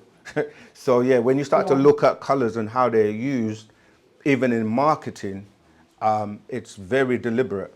If you look at the different brands and look at what colors they use, it's very deliberate, because they know the energy that color is going to portray. Yes. Yeah, I noticed some, and also Nike came out with a new shoe, and it's red. Right. So it's pretty interesting. I did want to ask my last question. Once I started studying and reading the scrolls, I felt an incredible sense of responsibility, not only from my ancestors, but also from my parents who transitioned. I want to know how what I'm doing now helps the ancestors who have or who are trapped. How do my actions and reading these scrolls and all that? I'm so glad you've asked this question, because on Tuesday when I was doing the live, one of the sisters was saying that you've been teaching and going through the same questions for 3 years on the OSM Vision, and it stayed with me when I left the class, and I was thinking, and I didn't say what I'm about to say to you at the time. You found it, right? I didn't say to you, to the person. Okay, yeah. Sorry. Yeah. Let me just finish this. Thank you. So when you get to that point of, oh, I have heard it all, or I know this information, that's where the responsibility kicks in, because now you have to do. You've watched all the videos, you've read, not you specifically, I'm just saying in general, right? Yeah. People have watched 100 videos, they've read the books, they've heard me teach the same stuff over and over again. But the next step is for you to take on the responsibility and actually do something now. That's where people get that. Do you go and join the communities? Do you then take on the burden of going to teach other people? And in terms of your specific ancestors, they are waiting for you to help them if they're trapped, because you're the link to them here on the physical. So the responsibility is about, you're now responsible for your entire bloodline that didn't get WU-SABAT before you did. So there is a responsibility, but there is a collective responsibility for all of us as a race to see that we have evolved to the stage where our ancestors will help us and move us further, because, you know, we still haven't learned what the master is telling us that we need to master, which is love and unity. A lot of people talk love and unity, but they don't live it. You know, everyone talks love and unity, but love or ashuk is an action. And the action is you taking on the responsibility. And when you study what the master has done, like, if you take on the same responsibility, you're more than likely to go through the same trials and tribulations or the suffering. Like, you get persecuted when you're teaching right knowledge. You're trying to tell your family the truth. They don't want to hear it. You go out there, people don't want to hear it. You can get slandered, you can get abused, you can get attacked. Literally, you know, like, but you have to have that conviction to spread truth regardless. And so yeah, the more you learn, the more you study, you can't then play that you're ignorant. Like, when you don't know the truth, you can say, I didn't know. But when you know, you would be judged on what you know. And you have to put it into work. Sorry, go ahead. No, I agree with you completely. And I feel like I have shared the information, and I've also had conversations with individuals who are very focused on the programmed history of what 6,000 years has brought us. The thing, though, is that what I found is I read, I think, in the Man from Planet Risk, when Dr. York, had to go off by himself at some point. I mean, it was, to really have an intense focus. That's where the challenge is for me. Luckily, I've manifested and created a world where I am moving myself into this solitary, not to hide, but to just take in all of this information. I do have to say, from the chanting, I have felt incredibly supported. The synchronicities are amazing, and I feel like because I'm connecting and acknowledging the ancestors through these chants, they will reach out. Exactly. This is the power of WU-SABAT. People don't realize that that's how you develop, that's how you grow. Like, because the books have a formula that is unique and designed for every single person. So I will read the same scroll and get a completely different calibration in my being than somebody else. Because when you say the master teacher, he knows every one of us on a personal level and has been in our lives throughout. But some people just don't know it's him. And they, like today, we did a video that's going to come out soon where someone told me that they had an experience, but they just related the experience to Jesus, because they said they met, or a being came to them, and I said to them, you're saying it's Jesus, but you don't know for sure it's Jesus, right? Because I said, did you ask the being and they told you that their name was Jesus? He said, no. So I said, how do you know that it wasn't one of your ancestors or another being then? He doesn't know. He just said, because of what he has read and thought about Jesus, he thinks it was Jesus. But I'm saying that to say that a lot of the times you have experiences with the master teacher, but you may not know what it is because you're not exposed to WU-SABAT. So you're going to relate it to whatever religion you're used to. But the reality is that you have to find your way to sit, and like you were just saying, like that, what people call loneliness, it's not really loneliness, because at some point you have to have that solitude to really deal with you, yourself, and no one else. So there's nothing wrong with that. But eventually, you have to then meet other people that are like-minded like yourself to actually do the work. And the work is us building. You know, we got to build and have everything that we say we want and need to have. But people get to that point of spirituality, but don't balance it out with the actual work that needs to be done. So when you start to look around in terms of our nation, since the master's incarceration, you know, we've been dispersed. Many people have, you know, gone in different directions, and it's about us coming back together. So, but you have to start from yourself, you know, so there's nothing wrong with you taking that time to connect with yourself, your inner being. But then you have to then go and link up and work with other people. All right? Yes, absolutely. Tac. And tact, that's here for. Right, I'm going to take some questions from the Zoom chat. Okay, I think Adelise, you've answered that question already. Okay, first question, do you guys have audiobooks? This is from someone iPhone. We do have some, but at the moment, that's not something we're focusing on because, again, this is technology and it breeding laziness. Because as I said, there is a formula in the books.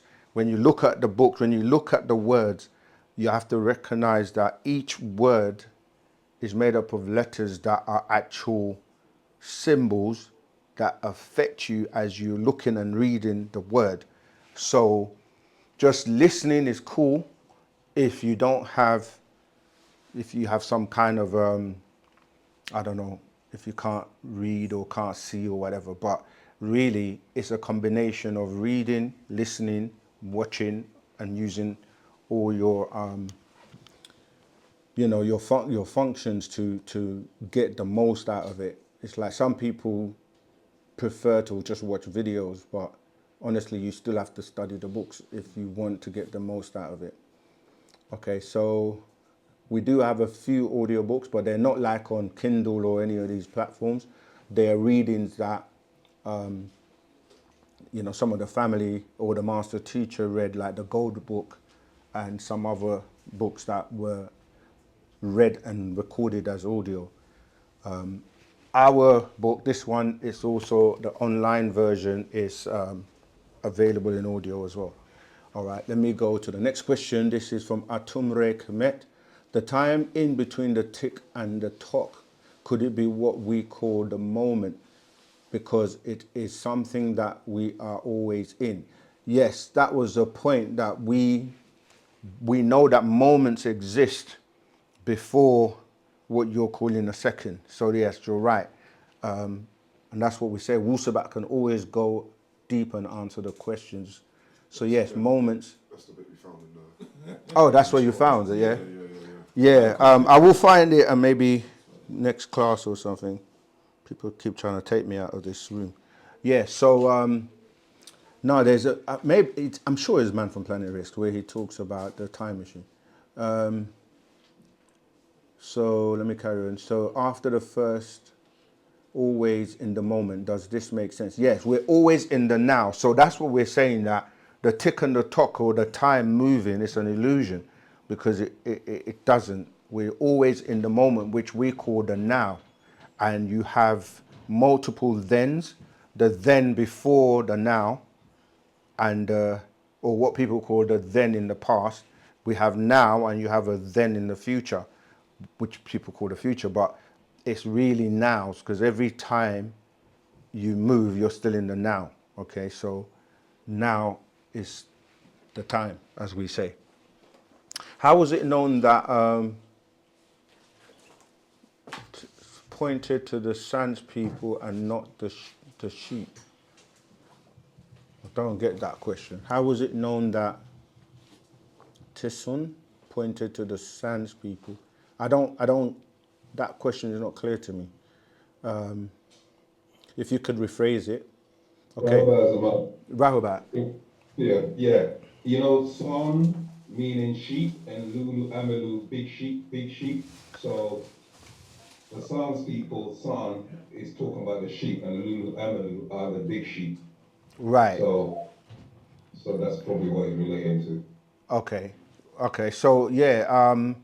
So you're dealing with cloning and breeding in terms of, the Anunnaki and those beings that were eating the Sands people. But in terms of the natures, if that, again, I don't know if you want to elaborate on that, Usia, but like I said, the question is... Repeat the question again.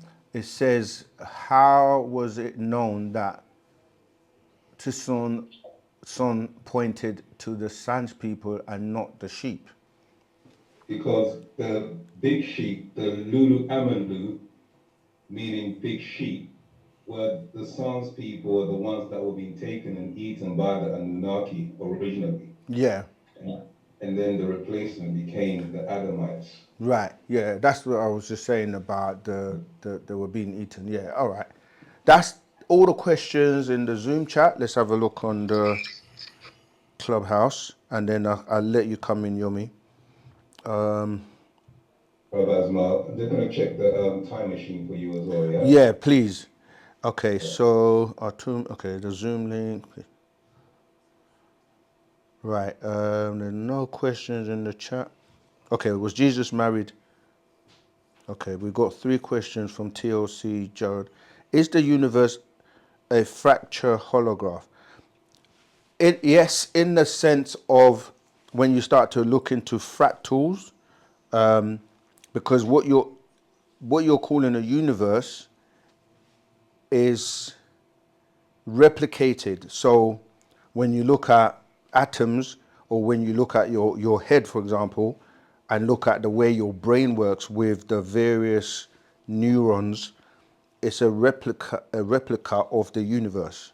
Yeah, so in terms of that, you can say each cell of your brain contains a copy of the entire brain. This is why sometimes when people get shot in the head, they can literally get their heads split and half of their head gone, and they're still able to function because the cells of the brain can basically replicate. Like, this is where the blockchain for today, for example, it's based on that model that on the blockchain you have nodes, and each node on the chain has a copy of the entire block. I don't want to get too much into the technology, but yeah, so in terms of that, you say, yeah, fractals, it's a replication of things. So as you zoom in to the tiniest atom, you can see it's arranged, and it works the same way as you zoom out to the entire universe. All right. Next question: Was Jesus married and had a son? Yes, the character that people are calling Jesus was married. In fact, he had more than one wife, and he had more than more children. It's not just a son. The wedding in what they call Cana was his wedding. But these are the things that they hide from you when you don't know how to interpret the scriptures. So, yes, he was married and he had children.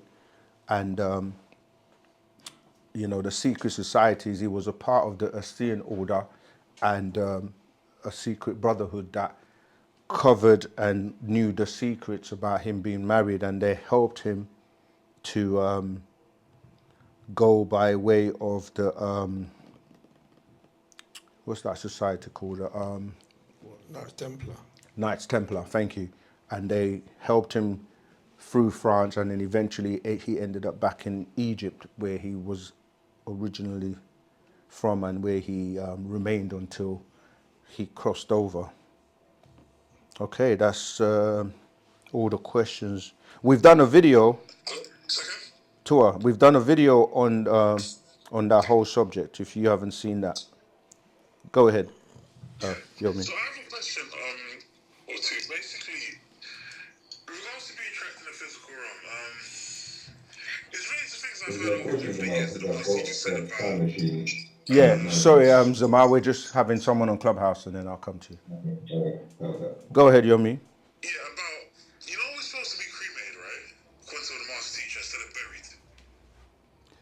I'm listening, yeah? Yeah, so my question is, I remember saying that if we get buried, we can become trapped in the physical realm. My question is, I don't understand how we would get trapped in the physical realm since we've left, like, and what's left is our body. How do we get trapped? And also, I've heard stuff saying like, we can also get trapped because of things like tattoos and gold teeth. Again, I don't understand that because... Sorry, let me address it. When you say we are supposed to, we don't say we are supposed to. We're talking about Musbatu, or people in the culture of WU-SABAT. So if you're not a part of WU-SABAT, you don't have to do what we do in our culture, all right? So the masters taught us about being cremated because ultimately your essence is got to go back to, as I said before, the all. So you have many components that make you up. So if you are buried, then your physical body has the blood, right? The blood ties into your life force and your spirit. So if you are buried, it takes a long time for your body to decompose. So because you're dealing with energy, the energy of your physical body is connected to your spirit, and your spirit is connected to your soul, and your soul is connected to your ether. So any parts of you that are left behind or left on the lower vibration are pulling you down, as opposed to going up and going forward. So when you're buried, that essence within your remember, your blood is in the marrow, in the marrow is in the bone, and it takes a long time for your body to decompose, and your physical body, because you have other liquids as well, not just the blood. You have, the white blood cell, red blood cells, or the plasmatic you. So being trapped is not saying that it's like, even though you're moving up, is imagine something pulling you down. Like if you had a balloon, right? Yeah. And the balloon was tied to some physical heavy object and it had a string on it. If you let the balloon go, the string's gonna go as far as it can go, because the balloon, even though it's trying to go up, but the heavy thing that it's tied to is holding it down. And if someone could pull the string, you can bring the balloon back. It's not gonna go all the way. So it will move to a certain level, but can't go further, because it's like the shackles are holding it to this physical realm. So that's what's happening with your physical body. And when we're saying about the gold teeth and the things like that, it's because, again, if it depends on how you're traveling, you can't go through certain portals or certain dimensions with physical objects. It's kind of like if you're traveling through the airport and you go through the metal detector, right?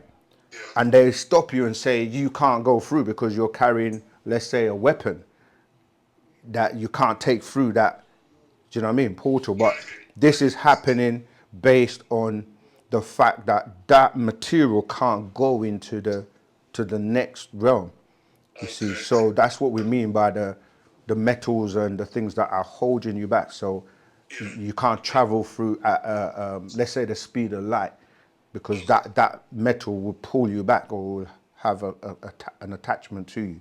Yeah, I mean, it totally makes sense to me. I was just asking to get more clarity, but in terms of what they used to do in ancient Kemet, because they had the people buried in tombs and stuff, are we doing cremation as an alternative because you can no longer do those rituals? Is that why? That's right. In those times, we were in control of the rituals, and like the opening of the mouth ceremony, for example, that was a ritual that was done to transport your energy to the higher realms. And that's why the pharaohs and certain beings, they knew what to do to channel you towards Orion or to the Sirius star constellation. So it's kind of like, because we're not in a right environment, you don't know what goes on, where your organs are being stolen now. People are doing all kinds of crazy things. Yeah, because you said on one Zoom, like the master teacher said that the graveyards stay the same size, but there's all these bodies. Where do they get the space? So it's like, are they not stealing the bodies, using it for me? What are they doing? It doesn't make sense. Exactly. It was a riddle that he posed, and when you think about it, back then he was actually trying to tell us what they were doing. But today it's coming out. They're telling you that many bodies are being found in most of the restaurants, and they're cannibalists that are eating human flesh. And now it's tying into the reptilian beings and all these beings that they feed off of live human flesh, especially young children, as it's been now exposed by way of the Epstein files and certain things that are coming out. So if you think about it, you've got a space called a graveyard, and if you think about any graveyard you've ever been to or that you grew up seeing, the space has remained the same throughout your entire life. But more and more people, so-called, are unalive than they're supposed to be in that same size. How is that possible? If you look at it like, okay, just try and even figure it out. How is it that they would be able to add more bodies to that graveyard, right? People would come up with all kinds of things like, oh, they stack them on top of each other. But if you really reason that out, it makes no sense. Because, like, let's say you've got one, you take that one out, and then let's say you pile 10 on top. So you're saying every time you want to add another one, you got to take them all out, dig further and then put them all back in to make a space for it doesn't really make sense. So what, he's making us think, like, what do you think's happening? And so going back to your question, if you don't have control over what's happening with your loved one's deceased body, you don't know where it's ending up. So it's best when you cremate and you kind of watch over it yourself to be sure of what's happening. All right? Thank you. So, lastly, quickly, sorry, because I won't take too much time, but how do people our ancestors get trapped in the physical realm? Is it through things like that? They get trapped between this life and they get trapped in Earth? When we say the physical world, yeah, you have different levels of the physical world. So even though you can't see things, they're still in the physical. So a ghost sort of thing. Yeah, what you call ghost, or like, because now there are cameras and with technology, people are filming. Like, funny, I saw a video the other day which was really hilarious, where, Tesla, the when you're driving, it picks up the people. Yeah, and it was passing the graveyard and it was showing people, and like the person was like, where are these people? And that's showing you that there are disembodied beings that are trapped, especially around the cemetery. I've actually filmed and saw something on the film that wasn't there when I went to process the video, the digital video. So there are beings in this realm. Some beings are not allowed out of here. They can't get out of here because they're quarantined on this planet. And you can read all about this in the Bible. Like, if you go to Revelations 18, it talks about, the planet has become a habitation of foul birds, which is referring to the spirit. And when you're talking about 6 ether forces, they're trapped here. They can't get out.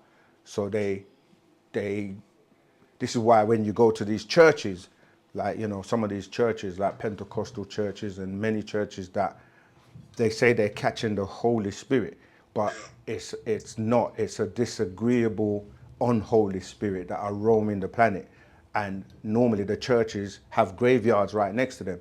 So when they're praying and they're shouting and doing all these speaking in tongues, as they call it, is when a disembodied being is trying to fuse with your physical body and puts you in a state of being on comfort. You start to foam in the mouth and drop on the floor, and you're like, having a convulsion, and they call that, it's not a very holy or comforting experience. So yeah, you're welcome. Go ahead, Usia. Rahubat. Okay, Rahubat. Would you like to read this, or should I read? No, you read it, please. Well, okay, so before I stick a point in this, people make notes, okay? This book, Man from Planet Risk, was written or published and released in 1994, between 1994 and 1995. Just keep a note of that. Right, so we go to page 27 of Mind from Planet Risk.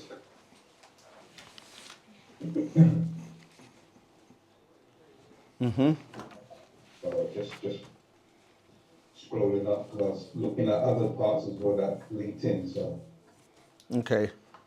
conscious of the time. Unless you want me to read it, I can. Yeah, if you've got it there, I'll say the numbers, page numbers. Yeah, okay. So page number 27 talks about now Yes. and the red project and stuff. So that,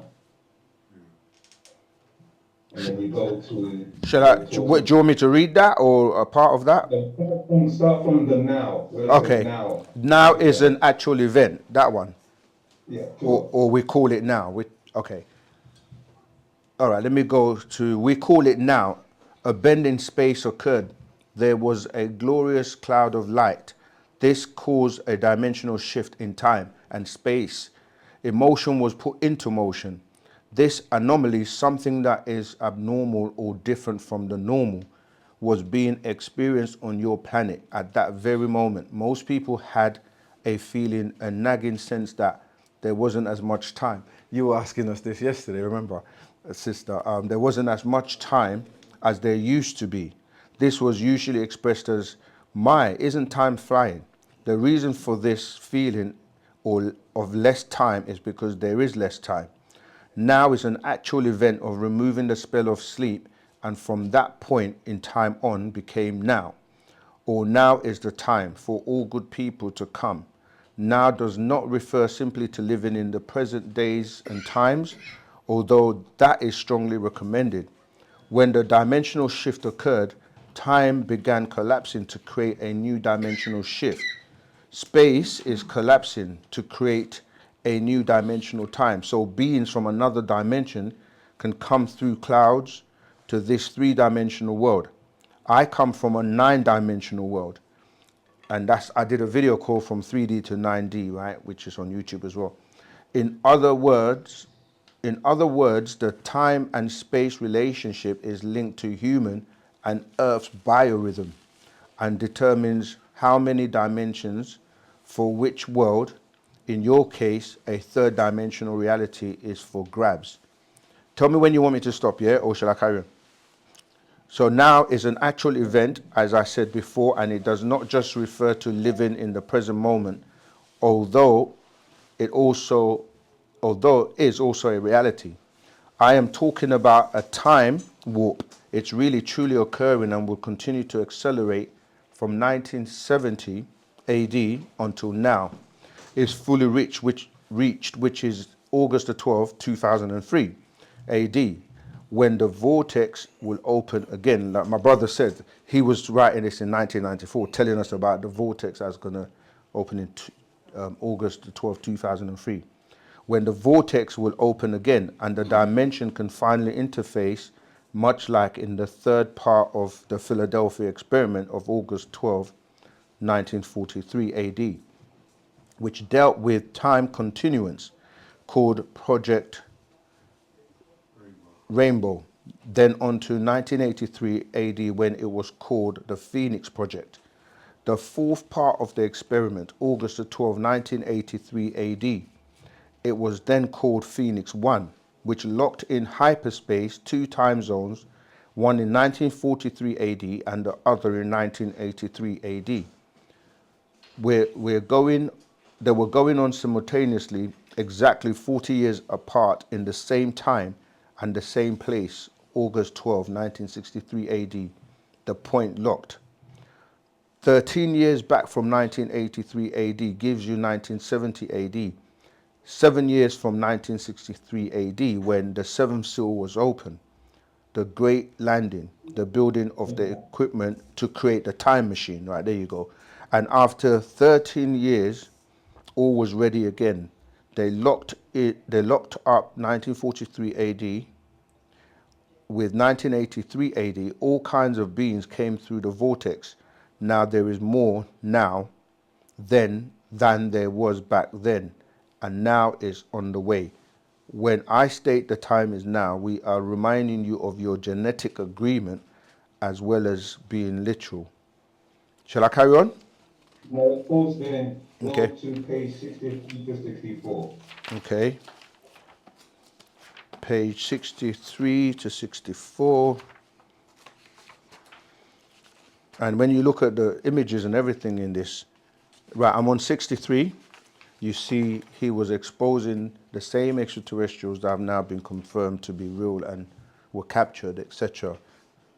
Right, I'm on 63. Where do you want me to? Yeah, sure. Just bear with me. 63, you should see it. From 63, really. Right, where it says, did they ever find out what went wrong and what really happened? Let's talk about the Phoenix Project again. Answer, yes. The key to unlock the puzzle is found with the Phoenix Project of 1983 AD, when Belek and Duncan jumped over the side of the Eldridge and landed in Montauk in Long Island, New York, and met up with von Neumann of 1983 AD. He told them about the lockup in space that had to be cut off, but it couldn't be done from 1983 AD. The Eldridge is the source of the power back in 1943 AD, and it is now in hyperspace, and you guys have to go back through the tunnel and cut it off.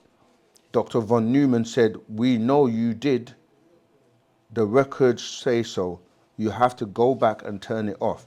He said, shut it off or you can destroy it if you have to. And it carries on. While they were still in 1983 AD, something strange started to happen to Belek and Duncan. Belek had an emotional attachment to his wife and children back in 1943 AD. So while he was in Cumberland Hospital in Brooklyn, New York, he dematerialized and went back to 1943 AD. I mean, we could go on, but Well, yeah, there's, it's a lot. It's a big, yeah, it's quite a big read. So, but yeah, the master does go into time travel with that whole USS Eldridge, which was it was an invisibility project. They wanted to transport that ship from, I think it was Virginia to Philadelphia or vice versa. So, yeah, this book is so ahead of its time. Oh, right. I think I found the actual bit in terms of the regression that I was talking about, which is on 65. That's what I was going to say. Yeah. So let me just jump to that quickly and then we can stop. It says, what is the age regression? The age regression technique was also developed by Nikola Tesla while he was still in contact with extraterrestrials. They gave him the solution to his problem. So Tesla went on to develop what he thought would be the solution to the sailors and individuals on board the ship.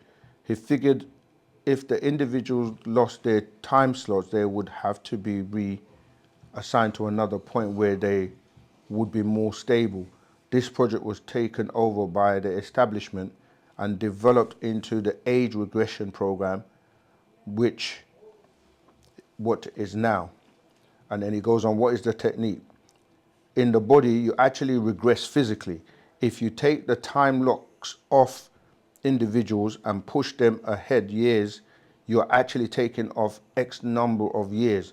For instance, if you take a person, say 60 years old, and regress them to the age 20, they will still retain their memory, content, life, ideas, thoughts, and abilities, just in a younger body. So that's what was done to Belek. He was age 47, regressed down to age 1. He was reborn in 1927 AD into the Belek family, and the child that was born to them was said to have had developed problems. It goes on, and there's a lot of information where the master talks about how they do this to transport people back and forth in time. Right, how are we doing for time? We still have, so Sia, your hand's still up. Okay, we still have 20 minutes for those who are just joining us. The original title for today's class was Transcendence Life Waves. I know it's been a lot of information, but this is how you you learn to concentrate, you learn to retain information. It's working yourself because they've got us to the point where we don't focus for long periods of time. You know, our attention is very short span. That's why they're giving you TikToks and Instagram and all these things. So you don't train your brain and to be able to study and focus for long periods of time. But go ahead, Zamal. Okay, there's a film called Deja Vu. Yeah.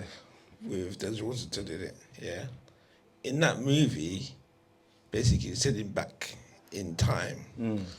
But they say one thing with that time machine, it's like they kind of like they have a video of it playing, but then they got videos playing from like 4 days ago. Yeah. So I'm saying, is there like a time warp? Basically, you asked them, what is it? What is the actual machine they got? Yeah. They said basically in the movie, this is the movie, they said literally like the time frame factor would be that the shift happens. So what it is, just like what Doc said, with the memory relapse. So therefore you can go back home now and you can change your bedroom now, but when you go home there's a future, so you can change it then.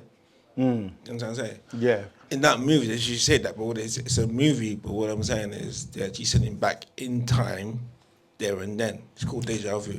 I mean, there's so many movies that address this time traveling thing. Remember the movie Back to the Future? Yeah. You got the movie The Terminators, with Judgment Day and all that. You got 12 Monkeys. You got The Edge of Tomorrow. You got Interstellar, Looper. But the one that I was trying to remember before, I still can't remember it. Actually, we got a list of movies on our website. I'm not sure if even that one is on there, but there's so many movies that address this whole time traveling to the future and back. So they obviously they know that you can do it, but they just keep you. As I said, even the whole thing with Hitler had so many clones that. That's on page. Oh, is this in the book as well? Yeah. Yeah, he had clones. So when they thought that he was found dead, it wasn't him, it was one of his clones. But he actually went back in time because he was able to do that in terms of time travel, because the witches that he was in contact with, they were mediums that utilized the Pleiadians to channel through her to Hitler, and so they were able to give him this information. And so, yeah, we know this is facts. They're just now starting to reveal and tell you so many things that they've been doing for a very long time. All right. Any more questions? Let me see. Oh, is that Nicole? Yes, this is my friend. Go ahead. I was asking for you earlier on, but I think you must have cut off. But go ahead. Okay, hold on. This is fine.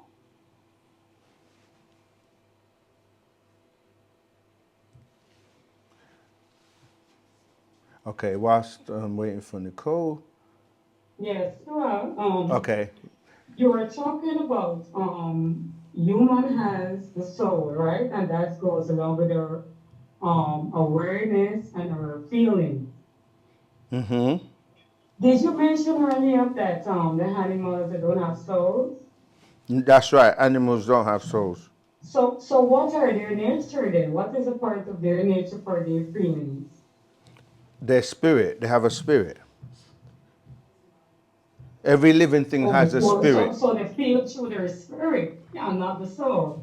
That's right. Meaning that, like, every living thing has a spirit. So I mentioned trees and rocks and animals have spirits. And humans that don't have a soul are still alive because they have a spirit. And the spirit is what animates you. But when you have a soul, they're two different souls for a start. They're two different spirits. So some people may have a part of the soul that is called the breath, or ruach, which is really breathing in and out. However, the portion that makes you empathetic and to have emotions is the second part of the soul, which is referred to as the ba'a, yeah, in our language in ancient Egypt. So you have the ruach. This is why they misinterpret spirit, which is nafs or nafish in the language, okay, which is your personality, right? But then you could have the spirit or the nafs or the nafish, and you could have the ruach, which is just dealing with you breathing in and out. But the soul part is when you breathe in, the energy that you're taking, it's burnt by way of your solar plexus if you have a soul. That's why it's called a solar plex, because solar relates to soul.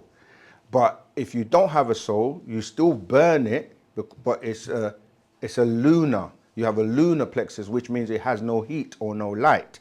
So when you look at us as Nagaru who have souls, we breathe in, and when we breathe out, you get that heat because of that conversion of the oxygen. Because what happens is that the bloodstream, right? It's like when you're eating as well. When you eat things, what you're doing is you break them down when you chew them, and then the acid in the blood burns it to transfer that into energy. So that connection of the soul and the solar plexus connects with the inner world, sun, in the center of the earth, and the outer sun, which then connects to the cosmos. That's why our being as Nagaru, we have hair. Hair comes from the way our Hold on, Samal. Hold on before you go further. okay. The acid in the body, does it burn everybody fat? Because Does it what? Sorry. things it burns everybody. The acid that you say burns the fat. It don't burn everybody fats. It seems everybody make up with a different DNA, so it don't burn everybody fats right away. That's what I'm saying. Like, if you different people, like, if the solar or the solar plex is different from the lunar plex, and even with the solar, right? This is why when you hear people say the body is the temple, right? It's because in a temple that people go to from the religious aspect, in the middle of the temple you have an altar, and then this is why they will put in like sprinkling blood or burning flesh on the altar to appease the gods. When you put food into your body, that's what you're doing. You're burning it to give you the energy. But the things that people are putting into their bodies sometimes are not conducive for you, so they clog you up or give you all kinds of problems. But if you know the fuel, it's like putting the right fuel. That's true. The right fuel into your body, right? So what we're saying is your body's porous as well. So when you eat, the smell that comes out of you is based on the food that you're putting into your system. But going to the point that you're saying about the spirit and the soul, I'm saying that, you know, like when you put music on, music is dealing with frequency, tones, and vibrations, which connect to the realms. So if you're not in tune or connected to the same realms, you can't dance. This is why originally you used to see, like, if you put a record on, Nagarus would be able to move to the beat because they're in tune and connected to this higher vibrations, and why we were called soul people, because we had a soul and we liked soul music and soul food and soul train and all of these things that were relating to Nagaru, or black people as they called us, was because of the soul. Whereas other people were not in tune with that aspect of natural nature, so they couldn't move, they're stiff. I mean, you only have to watch someone like Elon Musk or Donald Trump try to dance, and you can see that they're not able to connect with the beat. But go ahead, Zamata. So what about the Nubian people? Some of them are still not connected with music. Because they've lost their soul. Out of tune. Right, they've lost their soul, or their soul is not activated. That's why we're saying if you're living in the image of the beast and doing and behaving in the way that, see, what they did was to use what they call choreography to make you think people are moving naturally, but they're not. It's called aerobics. Like they introduce 1, 2, 3, 4 to get you to be able to move to the beat. But we naturally, you could put a record and just go dance, and if you got soul and rhythm and vibration, you can just move to the beat. But if you look at what's happened over the years, they've transformed dancing. It started with people like Jane Fonda and all these guys. Like they were learning how to move, and then music had to get into computerization, and they used the click. So when they were doing a lot of the music now, it was electronic. So they'll have a tempo that goes 1, 2, 3, 4, 1. And then they learned how, what we call syncopation, meaning like in between the 1, 2, 3, 4, you know, we would move in rhythms and ways that they couldn't figure out. So they had to put different clicks to see, as well as the 1, 2, 3, 4, which is the basic timing. You know, you can have like a 1 and a 2 and a 3 and a 4, where the ands are coming in between the basic 1 and the 4. So they learned the formula of how we did things, replicated it, and now people think, oh, they can dance. No, they've stopped you from dancing and turned everything backwards, and you're doing what they're doing, and you're now calling it dancing, which is not natural dancing or rhythm. You have to go to the tribes in Africa, or like when you see people moving to drums and doing certain dances, like they're amazed, because how are you able to do that and move like that? I know I've kind of gone off a little bit of a tangent, but yeah, spirit, if you have a soul, like a tree can't move and cry and dance, but it's still alive. But you, with a soul, can do that. Animals, they use instincts, and they learn the behavior of, if they see one of their own get run over by, you know, a car or whatever, they're gonna whine, but they're not really emotionally attached. They're just acting off of instincts. And most animals just react off of instincts. Does that answer your question, Nicole? Or is there any more? Because we've got Jacob with his hand up. Well said, some more. I could go on further, but the time is running out. No problem. So well done. Okay. Right, Jacob, you can unmute and ask your question if you're still. I see your hand's gone. Jacob, yeah, go ahead.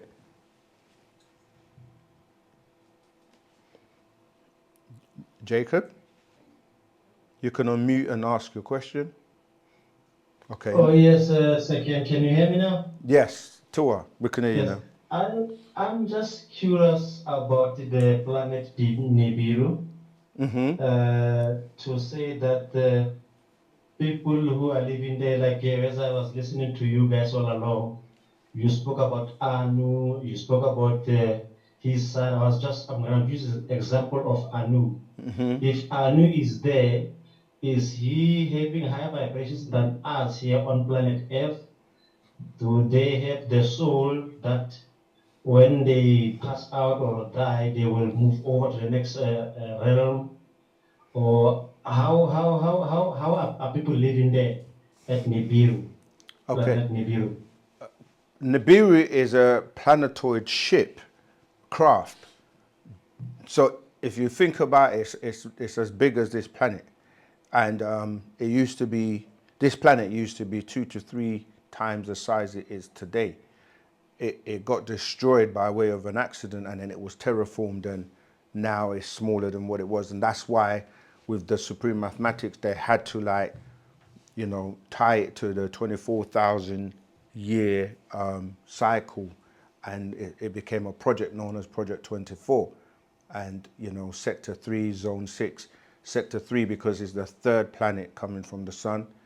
Zone 6 when you're counting the other way, and then it got tied into the, you know, our genome, 24,000 genomes, and everything was, because it was a project, they had to terraform and align everything and bring in different insects and plants from, you know, different planets to terraform this planet.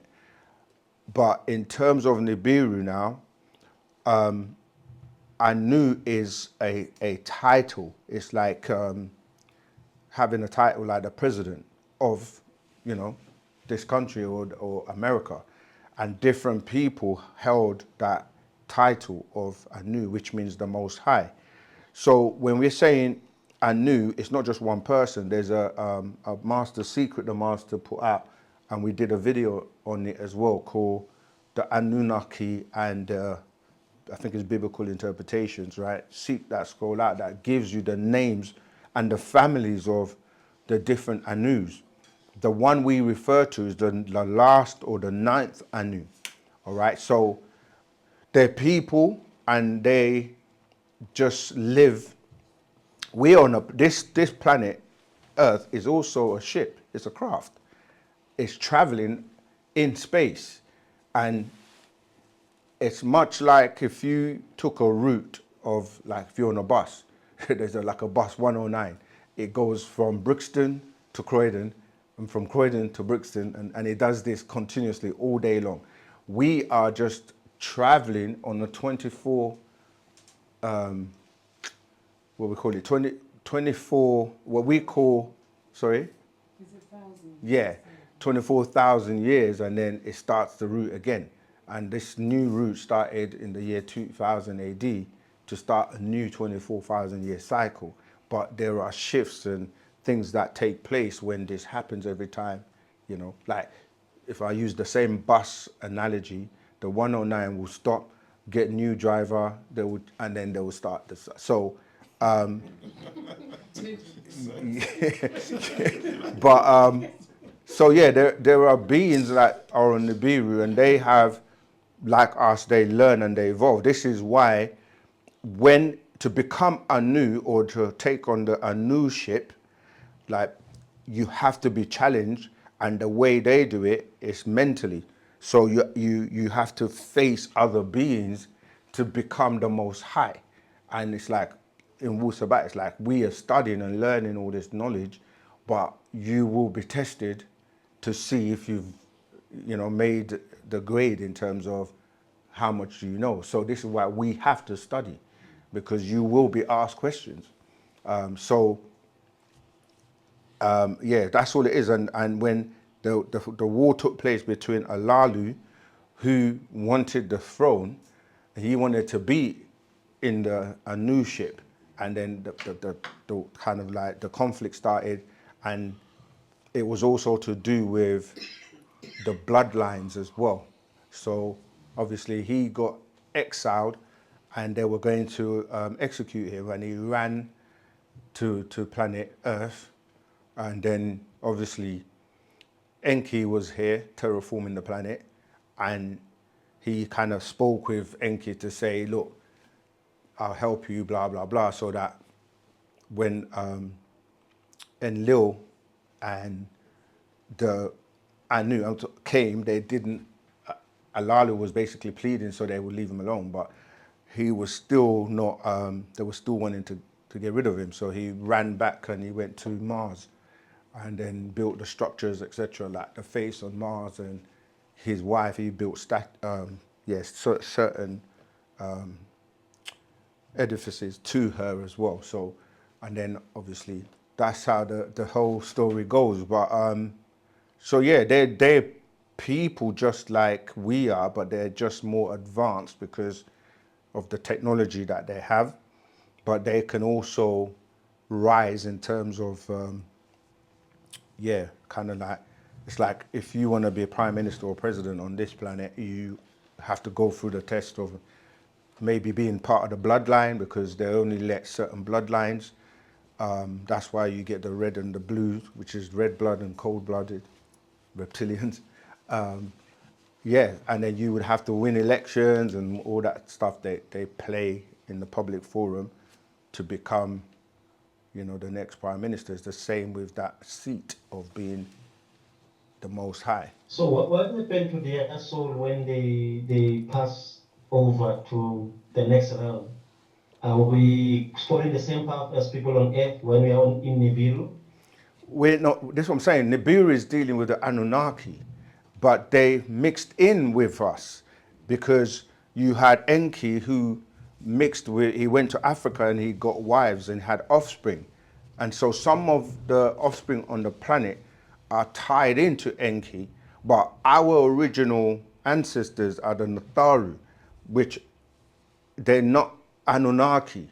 But because most people have only been taught about the Anunnaki by way of, you know, the genetic engineering when they came to this planet to mine gold, and they took, you know, like our ancestors who were already here as the Pataites and took them and mixed everyone who did any type of genetic engineering had to take something that was already here and then, Yes. yeah. So we're learning about the Natharu now by way of the master teacher. He's been teaching us about the Natharu, but most of us in the kind of like circular world only talk about the Anunnaki because that's what you hear everyone talking about, and they tie themselves into those Anunnaki gods. But we're the ones teaching now to say we are not really, all of us have not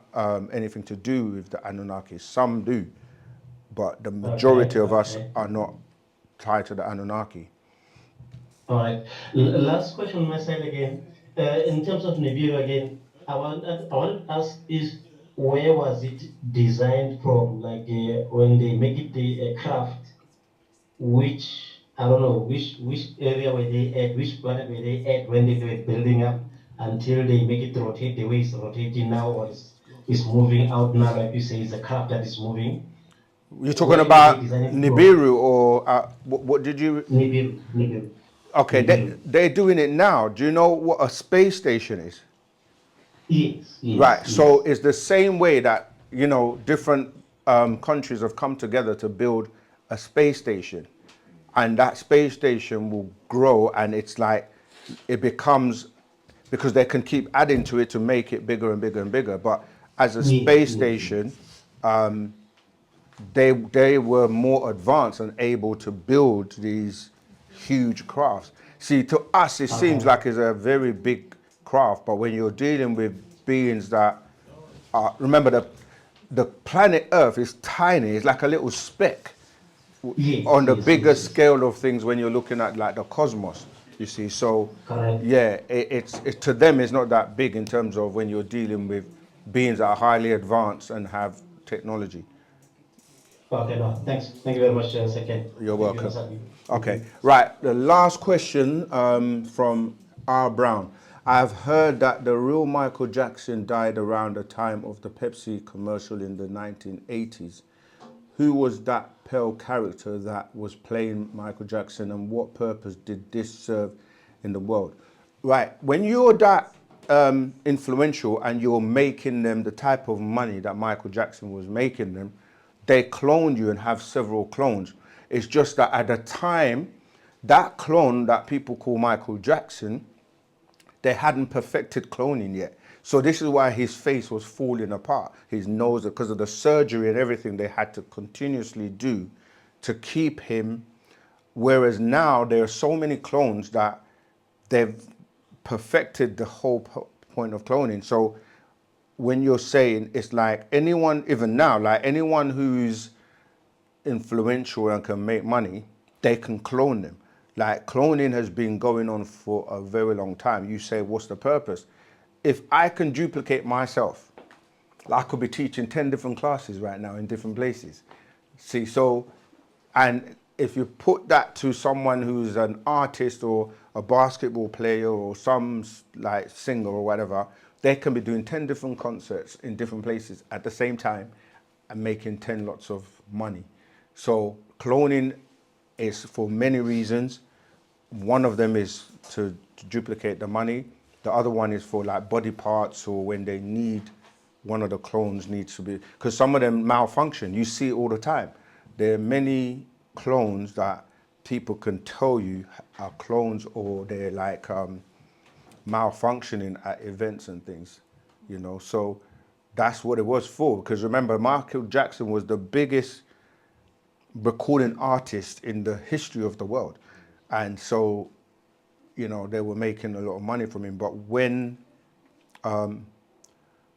the clone was also, because remember, a clone, and the man from Planet Risk goes into this as well, even though it's a clone, the clone is a copy of the original, so it still retains a lot of the characteristics of the original. So it can then be like the one was saying, he was owning half of Sony record company, and he had the Beatles catalog, and so he was actually saying like, okay, I'm gonna move on and do my own thing. And of course, most of these artists, they sign recording contracts, and you know, if they start to get too big for their boots, they get rid of them. And you know, there's a movie called We Clone Tyrone or something, and it's funny, they were talking about that during the time that Jamie Foxx was supposedly not well, and then there are many clones now. You just have to do the research. But on that note, we have to bring it to a close. We've gone. Okay, go on. Last question. It was just very brief because you spoke about reading, how it's really important for us to read scrolls. Yes. And it just made me think about the times when we weren't allowed to read. And I originally, before you said that, I always thought it's because they don't want us to get information. But Yeah. I'm thinking now, is it because reading does activate Yes. a pathway? That's right. That's part of why they didn't want you to read. Yeah. Because you will activate. The symbols, yeah. Yeah, absolutely. And today, a lot of people still don't want to read. And think about it like this. What are the two subjects that they tell you that you must absolutely leave school with? Maths and English. But they make sure that you're only learning how to follow instructions so you can be a slave and work in the system. So you need to read to follow instructions, and you need to be able to count the money, at least, so you can work. But yeah, Lorraine, oh my goodness, go on then. You're definitely the last question. Go ahead, Lorraine. You can unmute and ask your question. And the last one, yeah? And anyone who hasn't got their answer today, just tune into the next class and ask your question. So, Lorraine, I'm going to give you going once, going twice. Okay, I guess you're not there. All right. Tawukum Mwesar, which means thank you, family. And until next class, read, study, share the videos, comment on the videos, and help us spread WU-SABAT and make it known that the Master Teacher's freedom is what we all want right now, because without him, all of this is in vain. So we have to continuously push the freedom of the Master Teacher. Thank you everyone on TikTok. Thank you everyone on YouTube, Clubhouse, Wadu.